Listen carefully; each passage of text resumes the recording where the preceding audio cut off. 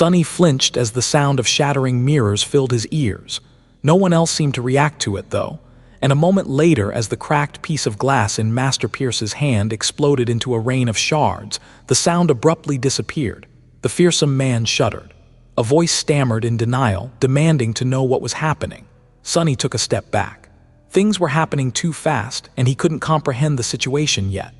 All he knew was that his heart was cold, and his mind was overwhelmed by a premonition of something ominous, dreadful, and disastrous happening. He had been fooled. He had made a mistake. Cassie shifted slightly, tilting her head with a tense and confused expression. In the next moment, Pierce swiftly turned to the sentinel, his face still pale and terrified, but now also full of grim resolve. His voice, which had been so confident just a few moments ago, now sounded panicked. Pierce ordered the sentinel to seal the temple and destroy the gateway, his voice breaking as he insisted they could not let that thing escape. Sunny's eyes widened. He reeled at the order to destroy the gateway, wondering what the hell Pierce meant and what thing he was talking about. The sentinel didn't seem to have these questions. Pierce's terror had spread to him like an infection, but the man simply nodded and darted out of the room without letting fear slow him down. Cassie took a step back to let him pass, then asked tensely, "Sir Pierce, what is going on?" As though reminded of their presence, the master turned around and threw a dark, menacing look at Sunny. Pierce snarled a single word at him, his voice shaking with barely suppressed fury. Sunny muttered a quiet curse under his breath. He thought about summoning the cruel sight, but before he could even move, the tall man was already beside him, grabbing him by the shoulder. If it wasn't for the bone weave, Sunny's clavicle might have cracked from the terrible pressure. With his other hand, Pierce grabbed Cassie, causing her to yelp in pain. Pierce growled that he would deal with the two of them later, that there was no time. Next thing Sunny knew, they were being dragged out of the room. He threw a regretful glance at the pile of his belongings that was left laying on the table, stared at the covetous coffer for a moment, and then turned away. He muttered frantically to himself, wondering what to do. The situation was clearly out of his control now.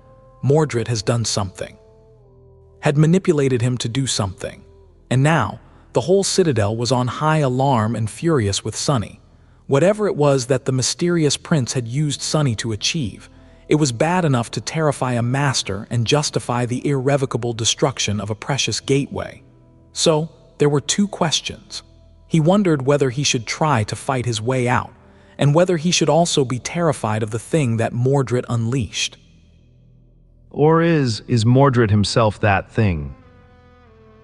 His heart grew even colder. There was not enough information to answer the second question, but the first one was rather easy. Sunny was strong, but not nearly strong enough to fight 2 masters and 100 deadly elites, especially not on their home ground. Plus, both he and Cassie had status. Even a great clan wouldn't dare to make them disappear without proper cause. I need more information first. Let's see how this plays out and make a move if the circumstances demand it. So he didn't struggle as Master Pierce dragged them into the corridor. Outside the small room, the citadel that had been peaceful and somber before was not in a state of pandemonium. Several lost darted past them, their shadows dancing on the black walls in the orange glow of the ornate oil lamps. Sunny could see motion and sense hurried, but orderly movement in every direction. Unlike before, each inhabitant of the temple was now clad in armor and wielded deadly weapons. They were swift and disciplined, like professional soldiers that were preparing for war, and there was an army of them. But despite all that, was it nervousness he felt behind the facade of calmness the lost showed? Master Pierce shouted at one of the sentinels, ordering him to stop, then pushed Sunny and Cassie toward the man. Pierce barked at the sentinel to lock the two of them up in the lesser cell. Sunny wanted to express his outrage, but before he could, the whole temple suddenly shuddered. A few moments later, a deafening sound wave rolled through the corridor. He realized with a chill that the gates had been closed. But it wasn't as simple as that, since they were still in the outward ring of the citadel. His shadow sense had been somewhat able to reach into the emptiness beyond its outer wall. But as soon as the gates closed, that changed. as though the temple was now completely cut off from the outside world. It was now sealed, with them inside. The sentinel silently grabbed the two of them and dragged them away. Staggering and trying not to fall, Sunny threw a glance behind his shoulder. The last thing he saw was a woman with beautiful red hair appearing before the fearsome master. She wore a simple black tunic and leather vambraces, her shins protected by a pair of greaves. The woman's face was grim and full of tension. The woman demanded to know what the spell had happened, addressing Pierce by name. A moment later, the two disappeared behind a turn of the corridor. Sunny guessed that this must be Master Welv. The Lost swiftly dragged them through the disorienting maze of corridors and stairs. They were descending lower and lower, most likely heading toward one of the cathedral's belfries. His expression was dark and severe, and for a good reason. Everywhere they passed through, the inhabitants of the Night Temple were busy preparing for battle. It was as though they were expecting to face a terrifying siege. The threat, however, didn't seem to be coming from the outside. Instead, most of the Lost were rushing deeper into the temple toward its inner sanctum. It wasn't long before they heard screams. The sound traveled through the confusing interior of the cathedral in a strange manner, so it was hard to say from which direction the screams came. They seemed distant, and yet, Sunny couldn't help but feel his blood run cold. These chilling wails were full of indescribable agony and terror. He knew the type too well. These were the screams that humans let out when they were not only horribly hurt, but also maimed, knowing that their lives were either over or would never be the same. The sentinel in charge of them stopped for a moment. His face grew ashen, and without saying a word, he continued to drag them toward a heavy metal door at the end of a long corridor. The Lost used an elaborate key to open the door and then push them inside. Sunny and Cassie found themselves in a circular chamber that had a tall ceiling, or rather, a tall floor since it was built in reverse. The domed ceiling of the chamber was actually beneath their feet, sloping down like a deep crater. In the center of the cell, a large iron cage stood, each bar of it as thick as a man's arm. Strange runes were inscribed all around the cage, circling it entirely. Sunny stared in disbelief. A moment later, the sentinel unceremoniously pushed them both in the backs, causing Sunny and Cassie to roll down the slope of the dome and through the door of the cage, which he then promptly closed. It locked with a loud click, cutting their way to freedom. Sunny muttered in despair that there was no way out. He rose to his feet, turned around, and watched as the Lost left the room and shut the door behind him. For a few moments, they were left in absolute silence. The room was dark, with only a single oil lamp burning on the wall near the exit. Its orange flame trembled and danced, barely managing to keep the shadows at bay. Sunny gritted his teeth, then kicked the iron bars with all his might and screamed in anger and frustration. He cursed bitterly, damning it all. Behind him, Cassie slowly stood up, then swayed a little. Sunny. He turned to her and snarled. The what? The blind girl grimaced. Something is wrong, I feel. Sunny stared at her for a few moments, then blinked and looked outside the cage. The runes surrounding it were slowly starting to emanate an eerie, dangerous blue glow. If you are enjoying this story, please like the episode and share it with a fellow reader who needs a new obsession. Now let us return to the tale. Sunny looked at the runes. Their eerie glow was swiftly growing brighter and brighter, drowning the chamber in a ghostly light. Slowly, a deep frown appeared on his face. Then suddenly his eyes widened. He cursed under his breath, but it was already too late. The runes shimmered, and in the next moment, he felt his reserve of shadow essence plunging. It was as though something was draining the essence out of his soul with terrifying speed. At the same time, the range of shadow essence diminished even further, becoming limited by the size of the cage. The gloomy shadow recoiled, trying to get away from the shining runes. Sunny hurriedly tried to summon the cruel sight, but he was a second too slow.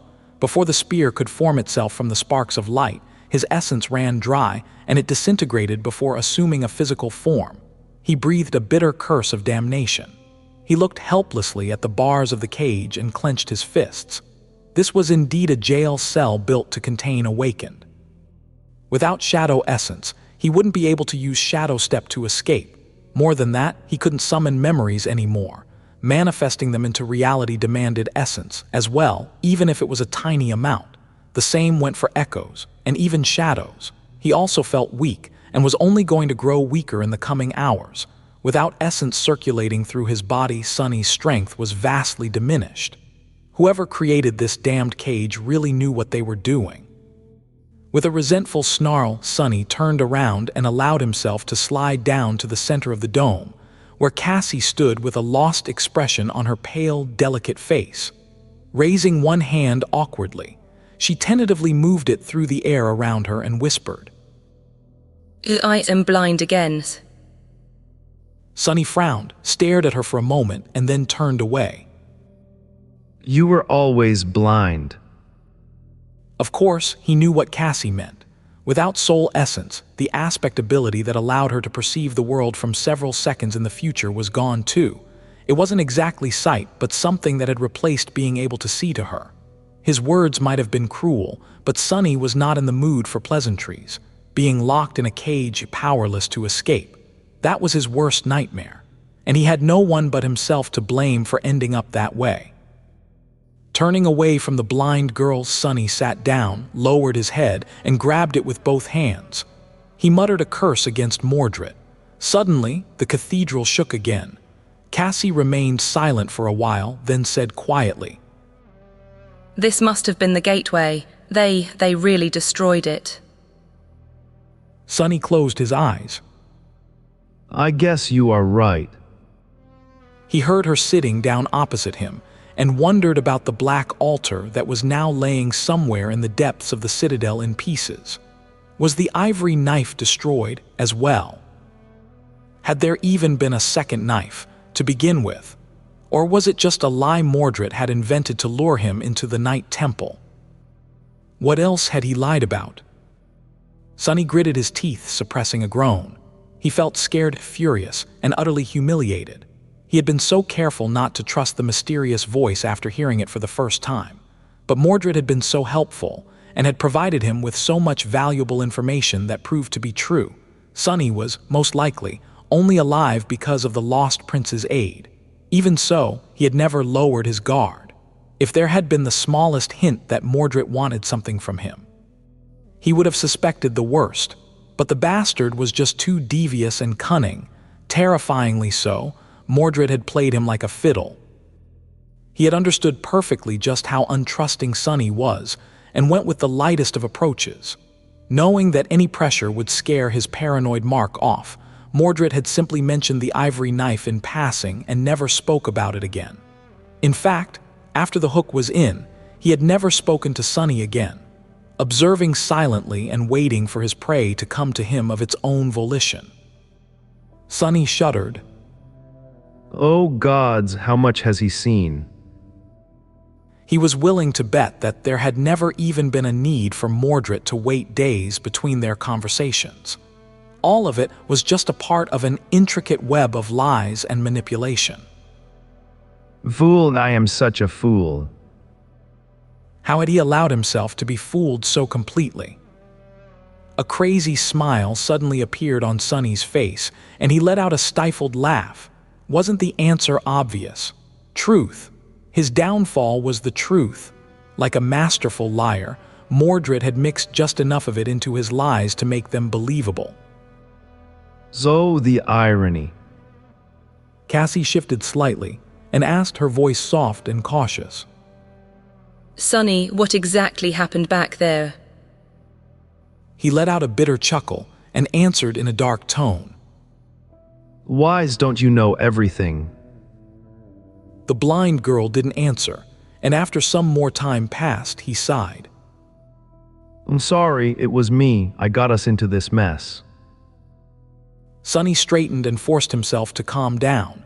Dwelling on the past was not going to do them any good. The situation was bad, but not hopeless. The future was uncertain, and there would surely be a chance to turn everything around. He just needed to remain in control of himself and be ready to act when an opportunity presented itself. Who said that Mordred was going to have the last laugh? Do you remember the mysterious lost I told you about? the one who had taught me about the seed and the knives. Cassie nodded slowly. Sunny lingered for a few moments, then shook his head. Well, as it turns out, he lured me into the night temple on purpose. He needed the piece of mirror I found a while back for some reason. When Master Pierce saw it, all hell broke loose. She remained silent for some time, and then asked, Do you think that this lost is here in the night temple? Sunny looked away. When he finally spoke, his voice sounded grim. I do, actually. I think that this whole citadel is a prison that was meant to contain a single creature, him. Cassie shivered and hugged her shoulders. A heavy silence settled between them. After a while, she said, Maybe you are right, but Sunny. Her voice trembled. What kind of a being would require 100 awakened fighters, 2 ascended knights, and a saint to guard it? Sunny stared at her, not knowing what to say. He had no idea. Sunny felt that there was a hint about what manner of a creature Mordret was in the fact that only the lost and human echoes had been allowed to guard him. But that was too little information to make a guess. What else did he know about the man who called himself the Prince of Nothing? He was reasonably sure that Mordret was a human, or at least had been once at some point. A nightmare creature could fake a human voice, but not the knowledge of the waking world that Mordret had shown. Sunny also felt that the mysterious prince had told the truth about conquering the first nightmare at 12 years of age. Other than that, all Sunny had was the description of the cruel edge, which told of a prince that had been given away to a monstrous dream spawn, and later returned only to find out that he wasn't welcome in his father's home anymore. That, and the fact that the mirror beast had been created by Mordret, much like Saint had been created by him. That was not much to go off of. With a sigh, Sunny looked around the cage. Due to the concave nature of its floor, he and Cassie were forced to stay close to each other. The only surface flat enough to sit comfortably was at the very center of the dome and not too large in diameter. The cage was utterly empty, with the exception of a rusty bucket that was covered by a wooden lid. Sunny stared at a bucket for a while, then grimaced. How long do you think they'll keep us here? Cassie remained silent for a while, then answered evenly. That depends on whether they can contain the prisoner. A deep scowl appeared on his face. Would 100 elite awakened warriors and 2 masters, all in service to a great clan, be able to handle Mordret? Before today, he would have said yes without a moment of hesitation. No matter how powerful the mysterious prince was, how could he contend against an entire army? But after seeing the terror on Sir Pierce's face and how nervous the lost were, Sunny wasn't so sure anymore. And what would happen if Mordret somehow prevailed? Would they be safe? Or would they learn that terror themselves? Sunny muttered a quiet curse. He threw a dark glance at the door of the chamber and closed his eyes. For now, there was nothing they could do but wait. Minutes passed, slowly converging into hours. With no windows, it was hard to measure the passage of time. Sunny and Cassie mostly remained silent, partially because each was preoccupied with their own thoughts, and partially because there was nothing useful they could say. The night temple shuddered several more times, but these tremors weren't as strong as the first 2. Sunny silently meditated, feeling the shadow essence dissipate from his muscles and his strength slowly diminishing. After a while, he stood up, climbed to the walls of the cage, and studied the runes, then explored every centimeter of the cell. He even tried to bend and dislodge the iron bars, but it was useless. The cage seemed to be built to imprison masters or perhaps even saints. Even at his full power, Sunny wouldn't have been able to break free with brute force. After a while, he had no choice but to slide back to the center of the dome and resume doing nothing. He hadn't had an opportunity like that in a long while. Actually doing nothing was sort of relaxing, if he ignored the fact that their lives were hanging by a thread, of course. The blue glow of the runes and the orange light of the oil lamp were soft and dim, leaving the chamber dark and full of shadows. Somewhere outside, a gruesome massacre was perhaps taking place. But here, everything was calm and silent. Sunny was on the verge of dozing off when Cassie suddenly turned to face the door. Someone is coming. He opened his eyes and stood up, then glanced at the oil lamp with a dark expression. Its dancing flame trembled, and then disappeared for a moment when the door opened with a bang and a gust of wind entered the cell. 5 people came inside. 4 of them were lost warriors, their faces grim and their armor bloodied. One was the same sentinel who had locked them inside, his face ashen and pale, a piece of white cloth wrapped around his head like a makeshift bandage. The 5th was a woman with beautiful red hair, wearing a black tunic, Master Wealth. There was a strange amulet in the shape of an anvil hanging on a thin chain around her neck, and murder in her eyes. The aura she emanated was truly frightening. Sunny noted grimly that Mordret had not managed to escape after all. The master threw a cold glance at Cassie, then turned to Sunny. Well, demanded to know if he was the one who had brought that piece of mirror into the citadel. Sunny shifted slightly. "Oh, I did." The corner of Wealth's mouth twitched. She demanded to know who had instructed him to do so. He blinked a couple of times. "What? No one instructed me. I had no idea what that shard was. I just thought that it was curious and picked it up." The beautiful woman glanced at one of the Lost, who nodded. The Lost confirmed that Sunny was telling the truth, or at least believed in what he said. Sunny studied the Lost, who was a man in his 30s with a gaunt face and clear gray eyes. He muttered sourly to himself about another walking lie detector. Wealth frowned, then pierced Sunny with a heavy gaze. She demanded to know what his purpose had been in coming to the Night Temple. Sunny hesitated for a few moments. When he spoke, his voice sounded frightened and a little shaky. "I've been told that there is a special knife here on the altar. I am interested in that knife because it has to do with the past of the Chained Isles. I am a researcher at the Awakened Academy, you see.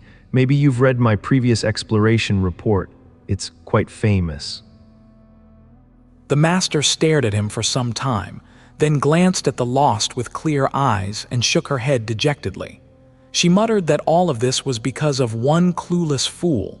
Sunny agreed readily that he was a pathetic, useless fool and urged her to believe it. He cleared his throat. "Master Weld, I am very sorry for the trouble I've caused, but what is going on, and when are you going to release us?" She suddenly let out a stifled laugh, then looked at him with a dark, furious expression. She told him that if he knew what his actions had caused, he would have begged her to keep him in this cell, because at least that fiend could not get to him here. She declared that the 2 of them would remain locked up until they dealt with the mess he had made, and promised that they would deal with it. That was not exactly the answer Sunny wanted to hear, but at least it gave him some information. Mordret wasn't contained yet. Rather, he and the Valor forces seemed to be in some sort of a stalemate. Master Weld gritted her teeth, then turned away. However, before leaving, she stopped for a moment and then said, her voice grim. She told him that now that the temple was sealed, no one but Lord Cormac could unseal it.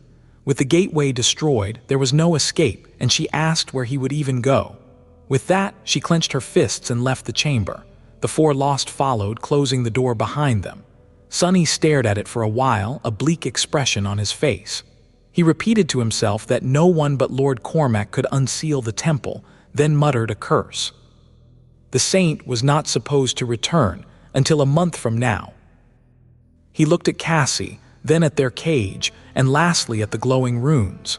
This was going to be a long and terrible month. He sat back down, waited for a while, and then turned to Cassie. "Did you take a look at her attributes?" She sat down too and sighed. Yes, the 4 lost with her, Sir Pierce too. I also saw the name and rank of their aspects. Sunny frowned. "What? Since when can you read aspects too?" The blind girl shrugged. Since my awakening. He stared at her for a bit. He remarked to himself on what a useful ability that was. In worse news, if she had not known some of his secrets before, she surely knew them now. He muttered under his breath about how infuriating that was. Sunny grimaced, lingered for a bit, and then said, Good chances are we'll need that information before all of this is over. He didn't press her for answers yet, since there was a lot he had to think about. Some more time passed with both of them remaining silent. After a while, the door of the chamber opened once more, and the familiar four lost entered. The one with a bandaged head was carrying a tray of food and a water skin. He studied them for a few moments, a cold expression on his handsome face, and then threw the food and the water skin through the iron bars without approaching the cage. Sunny suppressed his anger and opened his mouth, assuming the persona of a cowardly researcher. Hey, sir awakened. Can you tell us what is going on? Please, we don't even know what is wrong. The sentinel glanced at him darkly and spat a commanding tone. The sentinel barked at them to be silent, his voice clear and strong, full of arrogant confidence and deep animosity toward the two of them. Without saying another word, the lost left, once again locking the door behind them. Sunny remained motionless for a few moments, then slowly lowered his gaze and glanced at the food that rolled down the slope of the dome to his feet. Then, suddenly, he threw his head back and laughed loudly. Oh gods, never thought I'll be eating this crap again. Right in front of him, reflecting the blue glow of the runes, two colorless tubes of synth paste were lying on the floor. He knew their shape all too well. They had a late supper, which consisted of a synthetic paste that had the consistency of mud and tasted about the same. Still, this vile invention was cheap to produce and supposed to contain all the nutrients one needed to barely survive. Sunny had not missed the damned sludge at all. In the outskirts, the easiest food to get was called a universal ration pack, or simply a rat pack. It contained a tube of synth paste, a cheap water filter, and several dry, tasteless crackers. This was what he mostly ate before becoming an awakened, so now, Sunny felt as though his life had come full circle. Such irony. After a while, tired and weak without the essence sustaining their bodies, they decided to sleep. The flat space in the center of the cage was so small that Sunny and Cassie had to settle with their backs against each other. With nothing but 2 layers of thin fabric separating their skin, Sunny could feel the heartbeat reverberating through her lithe body. The cage was cold and chilly, but at least his back was warm. They lay in silence for a while trying to fall asleep. Before they did, however, Cassie suddenly spoke. Sunny. Her voice was quiet and hesitant. How is she doing? Do you know? He kept his eyes closed and remained silent for a few moments, then said with no particular emotion, She is doing great. She is a devil already. Now stop bothering me. Cassie sighed and didn't say anything else. In the middle of the night, if it was night outside, he suddenly woke up disturbed by a sudden change in her breathing. Through the thin fabric of their clothes, he could feel the blind girl's body tense up, her breathing rugged and uneven. Sunny hesitated, then turned around and looked at Cassie. In the pale glow of the runes, her delicate face seemed white and bloodless. It was contorted in a tortured grimace with beads of sweat appearing on her forehead. Her eyes were moving hectically behind the eyelids. He lingered, not knowing what to do. It was obvious that Cassie was having a vision, and that, like most of her visions, this one was painful and terrifying. Was he supposed to wake her up, or would it do more harm than good? Before he could decide, she suddenly sat up with a stifled yelp. Her chest was rising and falling wildly, and there was a panicked expression on her face. The blind girl raised her hands and tried to feel her surroundings, clearly not quite remembering where she was. Sunny caught one of them, making Cassie flinch, and said darkly, Take a hold of yourself, damn it. You're in a cage in Night Temple. Stop thrashing around. She froze, surrendering to his iron grip. After a while, Cassie took a deep breath and said weakly, Since I'm all right. He let her go, picked up the mostly empty water skin and put it onto her hand. The blind girl drank the last of their water and closed her eyes, her breathing slowly returning to normal. Sunny waited for a minute and then asked in a gloomy tone, Another vision. She silently nodded, A dark grin appeared on his face. What, did we die again? Cassie shook her head, then opened her eyes and frowned. No, this time I saw someone else.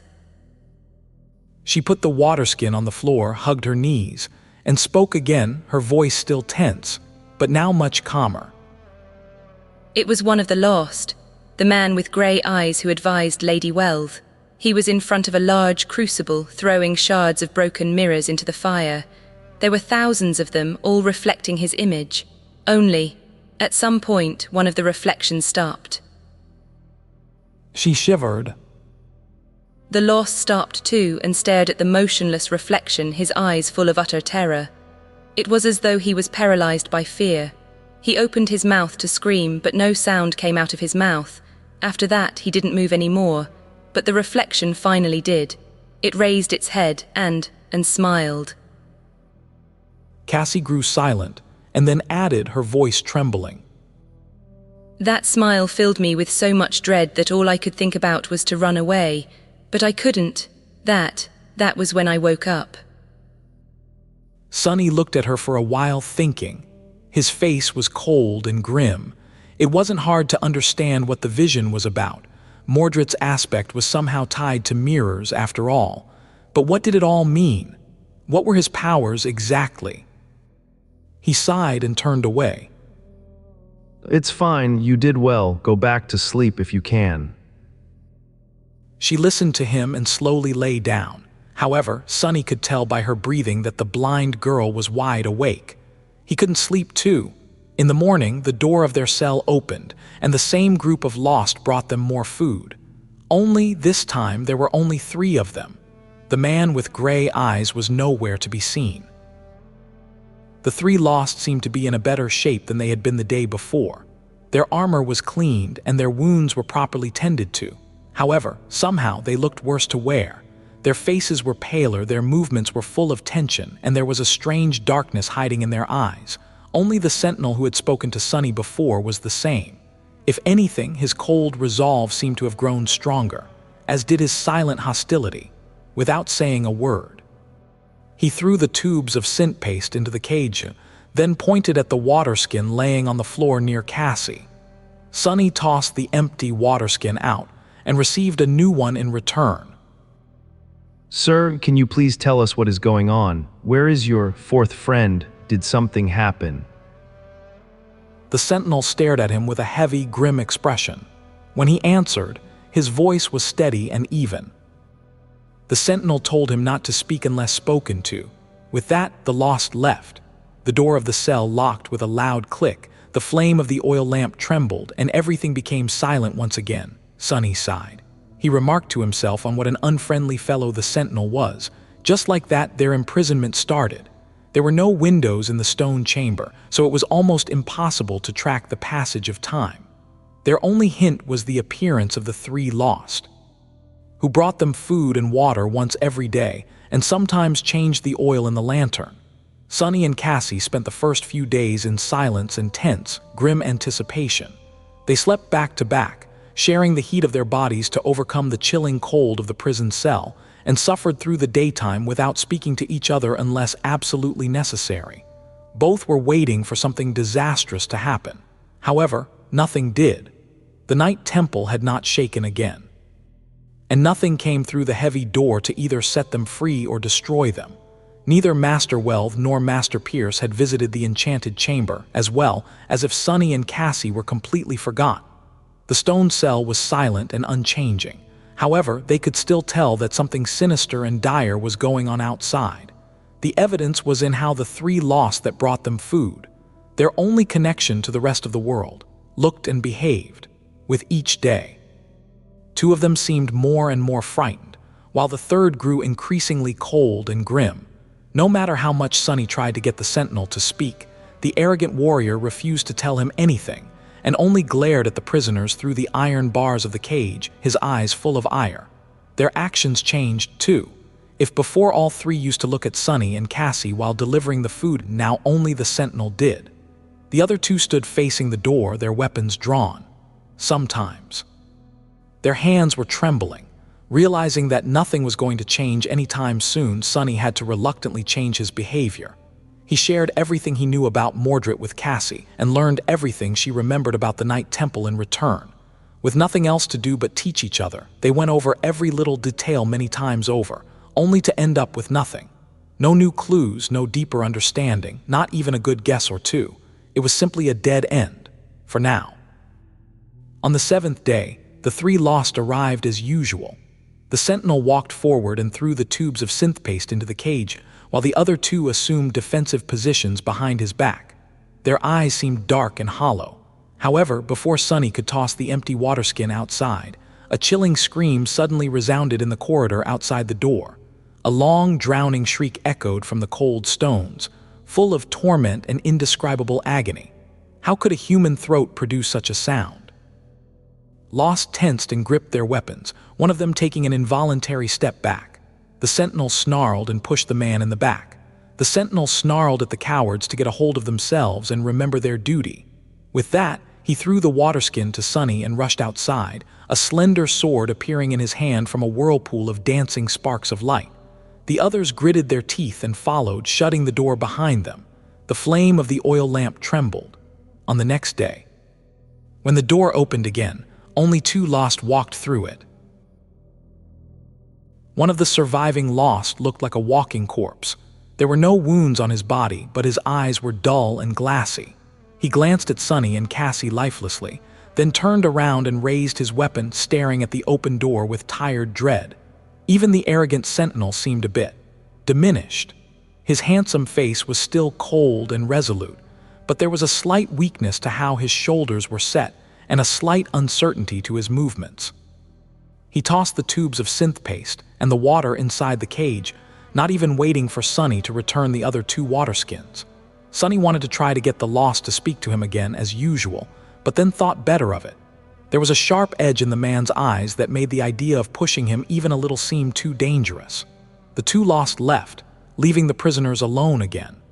Sunny stared at the door and the orange flame of the oil lamp dancing beside it for a few minutes, then shivered and turned away. Their jailers returned several more times. With each day, they looked more disheveled and exhausted, the darkness in their eyes growing deeper and deeper. A few times, Sunny could hear strange, disturbing sounds coming from the corridor, but the 2 lost did not seem to react to them at all. A week later, the food did not arrive for an especially long time. Sunny glared gloomily at the door, feeling pangs of hunger torment his empty stomach.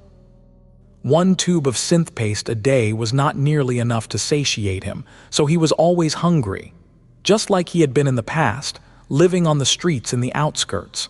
Hours passed, but the 2 lost were nowhere to be seen. Where the hell are they? Then something suddenly crashed into the door from the outside with a loud bang. A bit of dust fell from the ceiling, and then everything became silent once more. Sunny remained motionless for a few moments, then slowly looked down. Something was flowing from beneath the door, streaming down the slope of the dome toward the cage. In the dim orange glow of the oil lantern, the liquid seemed almost black, but he knew its smell too well. Blood, it was human blood. After that day, no one came to feed them anymore. Sunny looked at the stream of blood that was getting closer and closer to the cage, then glanced back at the door and waited, wondering if someone, or something, would burst through it and enter the cell. But nothing did. After that first loud bang, everything stayed eerily quiet. Seconds passed, then minutes. Finally, he slowly turned away from the door and looked at Cassie. Oh, do you smell it? She lingered for a moment, then nodded. Oh, blood. Sunny remained motionless for a bit, then walked back to his usual place and sat down. His face was grim. After a while, he said in a dark tone, We are going to need to start rationing water. Humans could survive for a long time without food, but water was much more precious. Without it, a healthy human could die in a matter of days, and there were very few more agonizing ways to go. Cassie turned her head, then asked somberly, Why do you think that they are going to just leave us here? Sunny opened his mouth to retorn that she was the one who could see the future, but in the end, he held his tongue. Just in case. They had one full water skin left. As awakened, they would also be able to last longer without water than mundane humans, especially Sunny, whose body was strengthened by 3 cores, blood weave, and his shadows. But would that be long enough? There was no way to know. He closed his eyes and exhaled slowly, then tried to meditate. Time crawled slowly. Their hunger grew, but no one came to bring them food. With their last connection to the outside world gone, it was impossible to tell what day it was. Sunny and Cassie remained in the barely illuminated darkness alone, waiting for something to happen, or slept while shivering from the cold. It wasn't long before their water ran out. The water skin wasn't that large to begin with. Then came the thirst. Sunny thought that he knew what madness felt like, but after spending several days, at least he thought that a few had passed, without drinking anything, he learned that there was a completely different realm of crazed delirium. The feeling of thirst was absolutely maddening, torturous, and suffocating. His throat hurt as if it was being cut, his lips had dried and cracked, and so did his tongue. His head was full of pulsating pain, and his muscles were experiencing excruciating cramps. All he could think about was water, water, water. The worst part of it all, however, was the fear. Fear that he was going to die in this cursed cage like a dog, forgotten and discarded. Maybe one day someone would open the heavy door and find his desiccated corpse reaching hopelessly and pathetically toward it through the iron bars. Sunny had tried everything he could think of to get out of the cage, but nothing he had done helped. The only result was that his condition worsened even further. By then, his throat and mouth felt as though they were on fire, and his entire body ached terribly. He felt weak and lethargic, and his vision was starting to blur. Sunny spent most of his time staring at the orange flame of the oil lamp, because it was more or less the only thing he could see clearly. Then, it disappeared too. The stone cell became even darker, with only the ghostly, dim glow of the runes illuminating the iron bars of the cage. Sunny noted grimly that the oil had run out. He closed his eyes. Was it really hopeless? No, he couldn't give up. He refused to. In all this suffering and despair, the only thing that kept him somewhat sane was the fact that Cassie was right there with him, going through the same hell. At least he wasn't alone. Despite all the complicated emotions and the heavy burden of past sins, sharing his pain with someone had made, if not bearable, then at least a little easier. Neither of them would have been able to endure the agony and the terror of not knowing whether they were going to live or die, the fear of the unknown alone. But together, the two of them managed to persevere somehow, maybe just to not let the other see them break first. Sunny didn't know how many days had passed since the flame of the oil lantern died out. Time lost its meaning a while ago. All he knew was the thirst, the pain, and the stubborn, spiteful will to hold on just a little bit longer. At some point, he opened his eyes in the darkness and stared at the blurry blue glow of the sorceress runes. Then he turned his head and looked at Cassie, who was sleeping in his arms. There was a sound coming from behind the door. Sunny wanted to tell Cassie to wake up, but his throat was so dry that no sound came out of it. All it did was bring him more pain. He gritted his teeth, then shook her gently, waited for her to open her eyes, and carefully placed a finger on her lips. He wanted her to remain quiet. The blind girl hesitated for a few moments, then nodded. They let go of each other and shakily rose to their feet. By that point, the faint sound became more clear. It was as though something sharp was scraping against stones as it was being dragged across them slowly. A harsh, grating scraping sound echoed through the corridor, drawing closer and closer in an uneven rhythm. Finally, it reached to just beyond the cell and stopped abruptly. Then they heard another scrape, this one much smaller, and the click of the door's lock. It opened, and Sunny saw a blurry silhouette standing at the threshold of the stone chamber. Half blinded by the thirst, he could tell who or what it was, but the smell of blood was back, only now it was much, much stronger. Sunny stood motionlessly, gathering whatever strength he had left, which was far too little. Cassie was silent too, a tense expression on her pale face, With his vision compromised and his shadow sense limited to the circle of runes glowing around the cage, all Sunny could see was a blurry silhouette. He was almost sure that it was a human. However, something about the dark figure was wrong, utterly, terribly wrong. A strong smell of blood assaulted his nostrils. The silhouette swayed, and then took a step forward. The scraping sound resounded once again, coming from it. Sunny strained his eyes and thought that he had noticed a slender sword being dragged behind the person.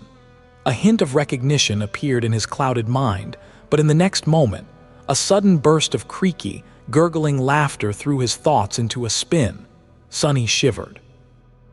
That voice. The silhouette took another step forward, coming to the point where the flat surface of the floor gave place to the downward slope of the dome. Coincidentally, that was the moment when the dim glow of the runes finally reached it. Sunny flinched. He muttered a shaky curse. A familiar face was looming in the darkness above him. Even through the haze clouding his sight, Sunny managed to recognize the arrogant sentinel who had locked them in this cage a long, long time ago. Only now. That cold and handsome man was nowhere to be seen. Instead, he looked broken and gaunt, his face contorted in a demented grin. But much worse than that. In the place where the sentinel's eyes used to be, two bloody pits were gaping, crimson streams flowing down his cheeks like tears. His fingers were marred with blood too. As Sunny recoiled, the Lost laughed again, and then suddenly clawed at his face, his laughter turning into a stifled groan and then into a whisper. The maddened sentinel whispered that they could not get him any more, stammering that he had tricked him. Then the lunatic abruptly froze. Slowly his head turned, and the bloody pits of his eyes stared directly at the cage. A moment later, a grimace of hatred appeared on his face. The sentinel snarled that it was all their fault, that they had let him free. Sunny felt weak and barely able to stand, and he was suffering too much to have any energy for fear. So, although it was obvious that the sentinel had returned to exact revenge and kill them, he didn't mind. Instead, he welcomed it. Good, come here then. Just come here and open the door. You can't try to kill me all you want. Just open the damn door, you wretch. As long as the door was open, they could escape. The Lost swayed again, then made a move to step forward, and stopped. His sword fell to the floor with a sharp clang. He cursed Sunny bitterly. Instead, a whirlpool of sparks swirled around his hands and a curved bow appeared in them. Sunny's heart grew cold. He muttered a desperate denial under his breath. The sentinel whispered. The sentinel whispered for them to die, calling them vermin. With that, he drew the string of the bow. As soon as he did, a ghostly arrow appeared on it, its tip long and sharp as a razor. Sunny held his breath and stared at the tip of the arrow, then slowly turned his head and looked at Cassie, who stood motionlessly beside him. His face grew solemn. Don't make a sound, please don't make a sound. A moment later, he heard the sound of the string and saw the arrow streak above the blind girl's shoulder, the wind throwing a few strands of her hair into the air and shatter against the stones. Cassie flinched but remained absolutely silent. The sentinel frowned. The sentinel murmured that he knew they were still alive, but not for long. He drew the bow again and sent another ghostly arrow flying. This time it flew mere centimeters above Sunny's head. For the first time in his life, he felt actually thankful for his short stature. The crazed Lost wasn't done. Sunny turned his head and stared directly at him. A ghastly smile suddenly appeared on the sentinel's face. The sentinel whispered that he had him now. He drew the bow again and then lowered it, aiming directly at Sunny's heart. Sunny did not move a muscle. A moment before the Lost released the string, something small and swift suddenly dashed toward him from behind and bit his leg ferociously. It was the covetous coffer, back when everything started. Sunny had left it in the interrogation room on purpose. He couldn't control a memory like he would an echo, but the coffer was still able to follow simple commands. The command it had received from Sunny in those moments was to hide and then find him, and then wait. The poor thing had loitered near the locked door of the cell for several weeks, hiding every time anyone approached. And now, it was finally able to receive a new command. Attack.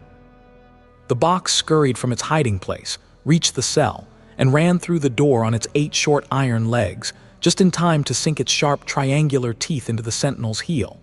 They easily pierced the steel of his armored boot. Blood spurted into the air, and with a surprised shriek, the man stumbled forward, fell, and rolled down the slope of the dome, crashing into the bars of the cage. The arrow flashed past Sunny, missing him by a hair's breadth, but he did not care, already moving. As soon as the damage was done, Sunny dismissed the covetous coffer, and before the runes could devour the tiny amount of shadow essence returned to him by that act, sent all of it into his hurting muscles. And now, he was dashing up the slope toward where the Lost was trying to get back to his feet. Before he could, however, Sunny was already upon him. He thrust his hands through the bars, wrapped one arm around the man's neck, pressed him against the cage, and used the other hand to lock him into a stranglehold. Sunny was weakened by the runes, the hunger, and the thirst, but he still had 3 cores and 3 shadows wrapped around his body. His strength was fueled by fury, desperation, and cold, murderous will. All of it was barely enough to hold the struggling sentinel in place.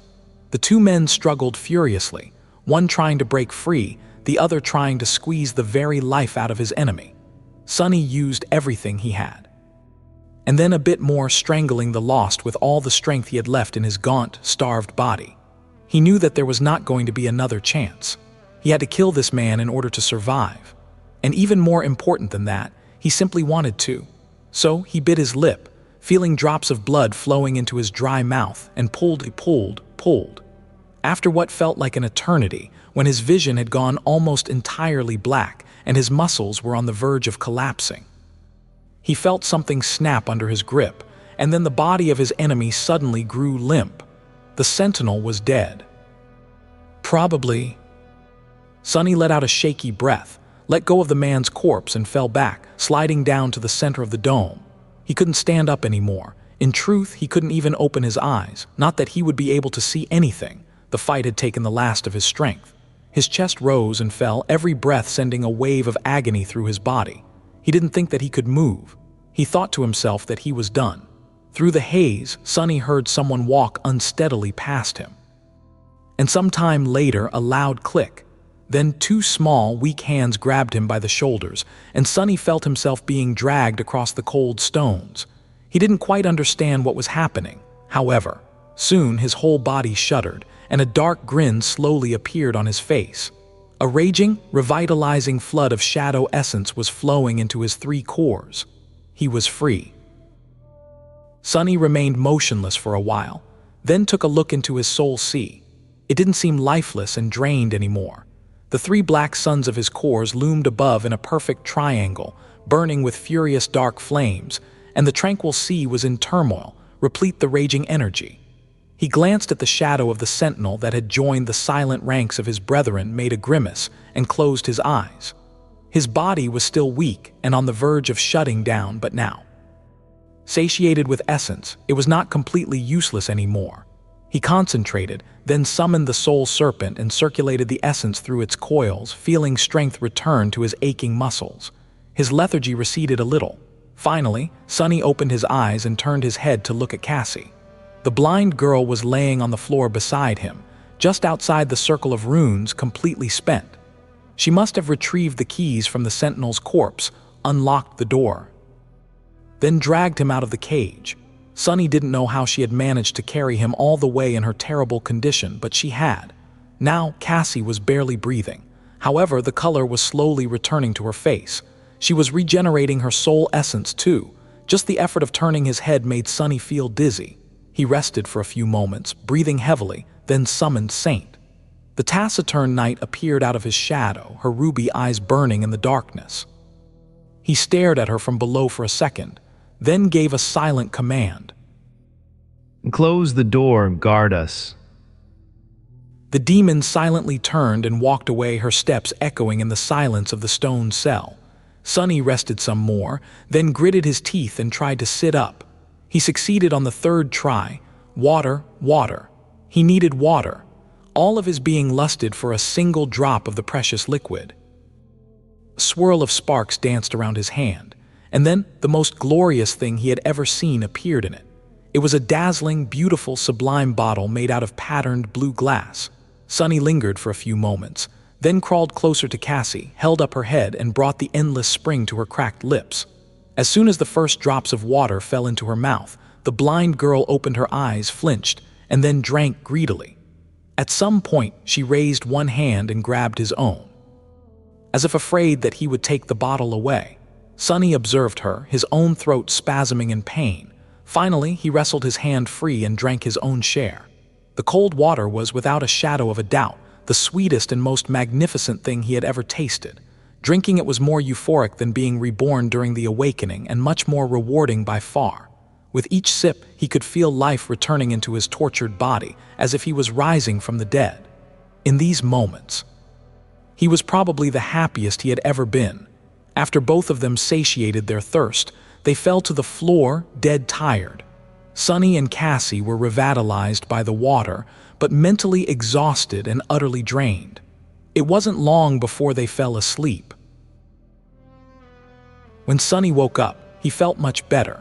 He was still in a rather bad shape and weak from hunger, his stomach pulsing with pain, but at least not dying anymore. He sat up, drank more water, and looked around the cell. Cassie was still sound asleep, laying on the cold stone floor. She looked to be in a worse condition than him, but there was color to her face, and her breathing was calm and steady.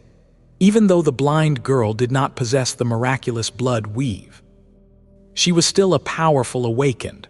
Her body was much more resilient and quicker to heal than that of a mundane human. Sunny suspected that in a couple of days, both of them would be mostly back to normal, provided that nothing else happens. What were the chances of that? He glanced at Saint, who was guarding the heavy door, then at the cage and the corpse of the sentinel laying near it. His face became contorted by a grimace of disgust. Sunny sighed, then closed his eyes and sent one of his shadows to take a look outside the door. The long corridor was empty and submerged in darkness. Nothing moved there, and nothing seemed to pose any threat. The only thing he saw was another corpse, this one belonging to the partner of the dead sentinel, sprawled near the cell. Terribly mangled and in the early stages of decomposition, Sunny stared at it for a while, then commanded the shadow to return. The silence outside was almost eerie. At that moment, Cassie stirred and opened her eyes. She sat down and groaned quietly, then slowly turned her head in his direction. Her second aspect ability must have returned, or maybe she just located him by the smell, after weeks spent in the iron cave. Both of them reeked terribly enough to scare away a pack of hungry wolves. Sunny handed her the endless spring, stared at the bottle in the delicate hand of the blind girl for a few moments, then turned away. Cassie drank the water, coughed, then returned the memory and asked, her voice raspy, "What are we going to do now?" Sunny hesitated for a bit, then shrugged. First, we need to find some food. Once we are full and strong enough to fight, we'll see. Gather information, assess the situation, then act. She nodded, then slowly rose to her feet. The quiet dancer appeared in her hand in the glow of white sparks. Sunny stood up too and headed toward the door. Saint moved aside, allowing him to open it. Standing at the threshold, he hesitated for a few seconds, and then took a step forward. A dark expression appeared on his face. Sunny knew that he had to be careful, but he also felt entitled to some vengeance of his own. Stepping over the corpse laying at the doorstep of their cell, Sunny and Cassie entered the dark, empty corridor and stopped for a few short moments. They listened tensely to the echoing silence that reigned over it, and then cautiously moved forward. Most humans would have felt lost in the impenetrable darkness, but neither of them found it uncomfortable. Stepping softly, they walked toward the entrance to the closest stairwell, the shadows gliding ahead of them to scout for potential dangers. Sunny didn't let the shadows go too far, though knowing that he might need their help at a moment's notice. In the past weeks, he had learned everything that Cassie knew about the Night Temple, so there was a clear mental picture of its interior in his head, the parts of the great cathedral that the blind girl was familiar with at least. Currently, they were at the lowest levels of one of its 7 belfries, deep below the outward ring of the main structure. There were 2 other belfries in the outward ring, and both the ring itself and the 3 towers descending from it remained uninhabited. They were mostly empty or occupied by storage rooms, workshops, and other facilities the Lost used to maintain the citadel still. There was no way of knowing what might have changed inside the temple since their imprisonment and what danger lay ahead in the darkness. They moved from one level to another, not meeting a single living soul. Here and there, signs of battle could be seen. The furniture was smashed to pieces. The walls scraped by sharp blades or cracked, a few of them completely shattered. The floor was stained with blood, but there were no more corpses around. All they found were a clump of torn, bloodied clothes and several overturned tables, as though someone had desperately tried to build a barricade. Whoever it had been, it didn't seem as though they succeeded. The makeshift barricade was broken, and there was a lot of blood on the floor, the walls, and even the ceiling behind it. Sunny and Cassie walked past, their expressions turning somber. After a while, Sunny finally discovered a storage room full of wooden crates behind one of the locked doors, each containing hundreds of tubes of synth paste. His mouth instantly watered. Sunny breathed, food. No matter how much he hated the muddy sludge, right now, he was ready to kill for a single mouthful. Sunny and Cassie opened the storage room with one of the keys attached to the keyring they had picked up from the body of the sentinel, entered it, and then locked the door behind them. Both of them were starving, but before Cassie had a chance to grab a tube, Sunny stopped her. Sunny warned, "Don't eat more than one, and eat it slowly." She hesitated, then turned to him with a frown. Cassie asked, "Why? I'm so hungry." He shook his head and sat down on one of the crates. Sunny replied, "If you eat too much, too quickly after going without food for a long time, you might die." The blind girl tilted her head. Cassie asked, "What? Why? How do you know?" Sunny opened a tube and shrugged. Sunny muttered, "Seen it happen." That was just general knowledge among the street kids in the outskirts. However, Cassie had probably never faced real hunger. Even in the dark city, the inhabitants of the outer settlement had been fed generously by Changing Star and her hunting party during her time there. Sunny was surprised, actually, that normal children didn't learn about such stuff in school. The blind girl lingered for a few moments, but listened to his advice in the end. Each of them slowly ate one tube of synth paste and then rested for a while. After that, Sunny summoned the covetous coffer, patted it on the lid, and loaded a couple of crates into the small box. Sunny praised the little box. "What a good little box you are. Good job, coffer." Then, feeling refreshed and energized, the strength slowly returning to their starved bodies, they moved the crates around and took turns washing themselves with the help of the endless spring. Sunny went first. Taking off the reeking clothes and scrubbing his skin with cold water felt heavenly. When he was done, he summoned the undying chain and finally felt like himself again. After that, he sat by the door quietly and, using one of the shadows, kept watch on the corridor outside. In the dead silence on the stone belfry, Sunny couldn't help but hear every sound around him.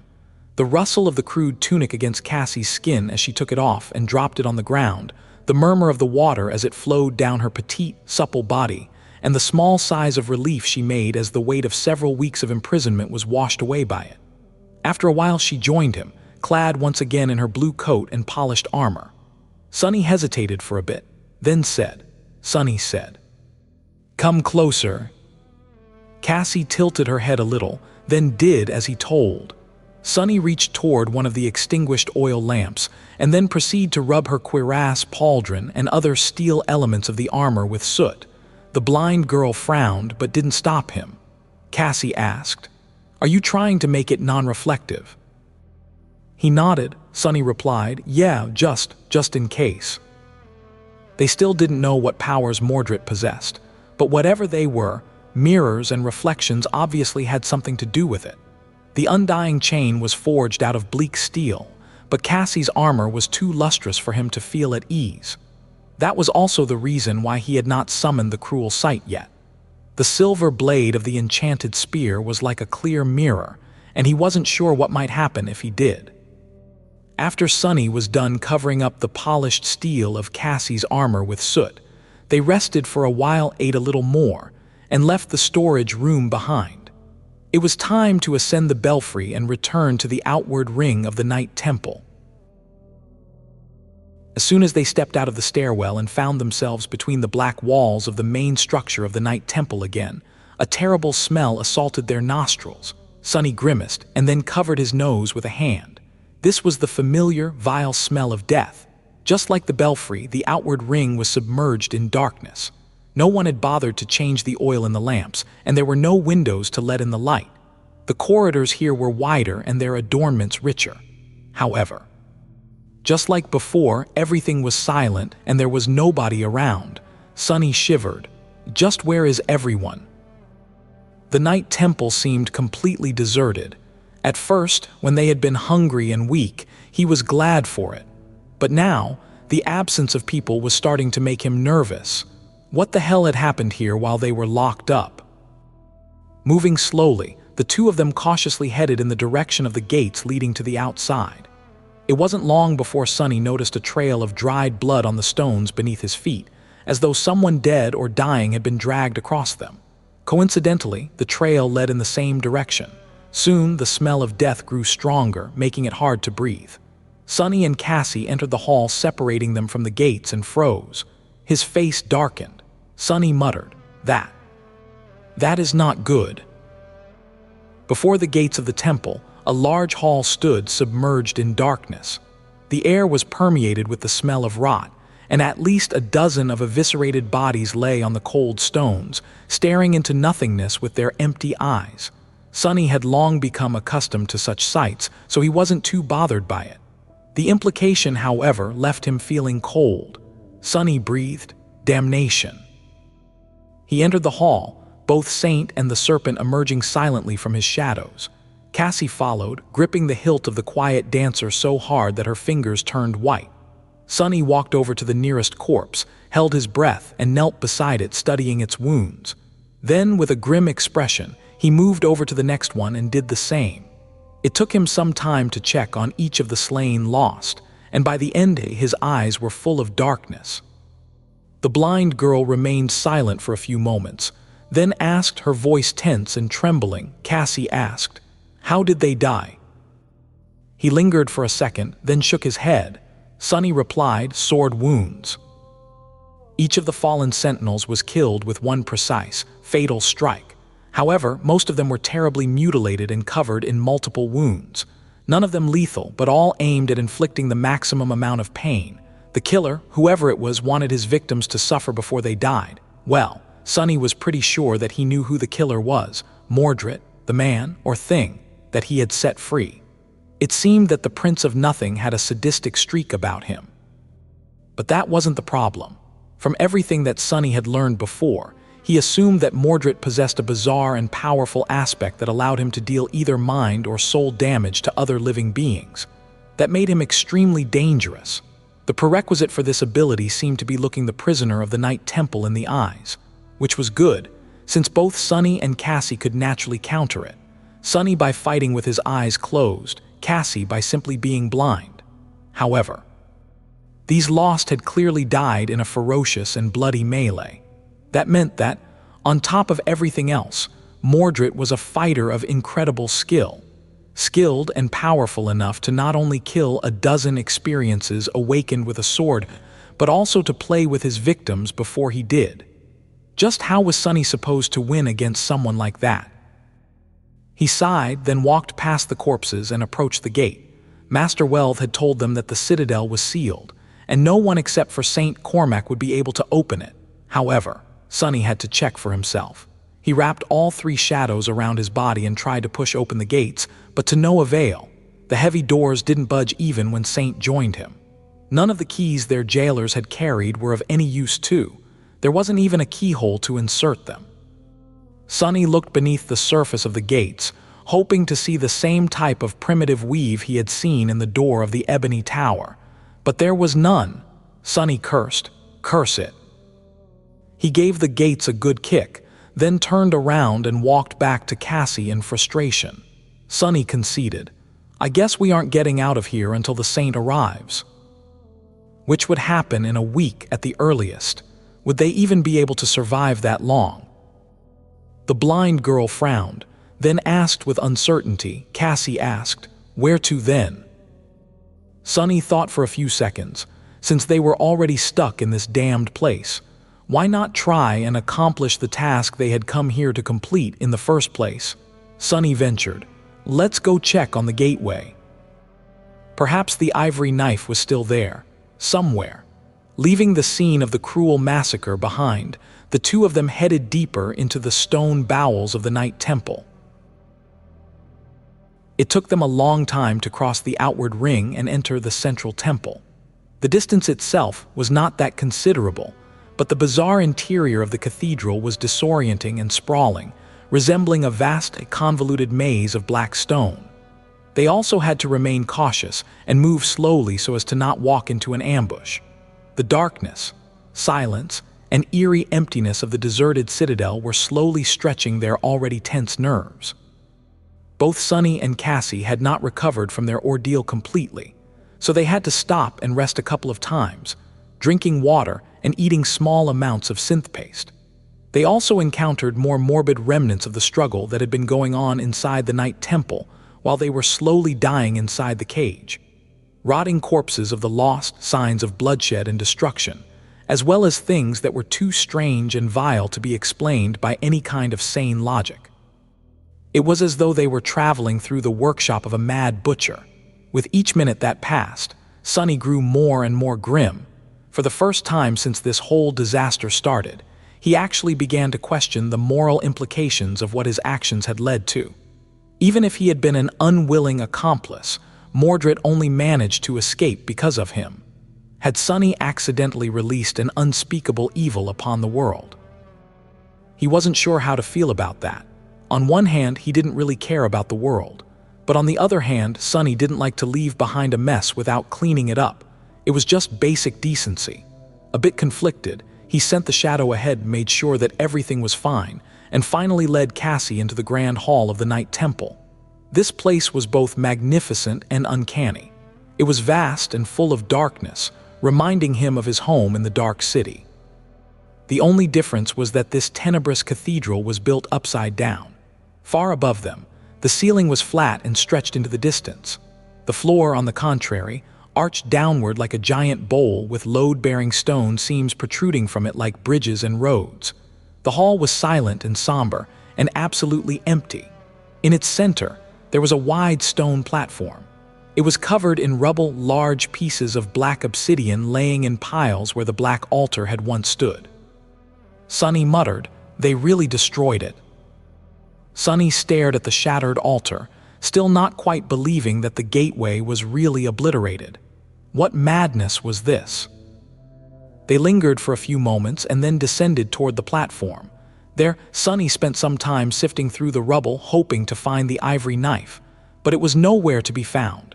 All he found was broken obsidian and pieces of Storm God's shattered statue.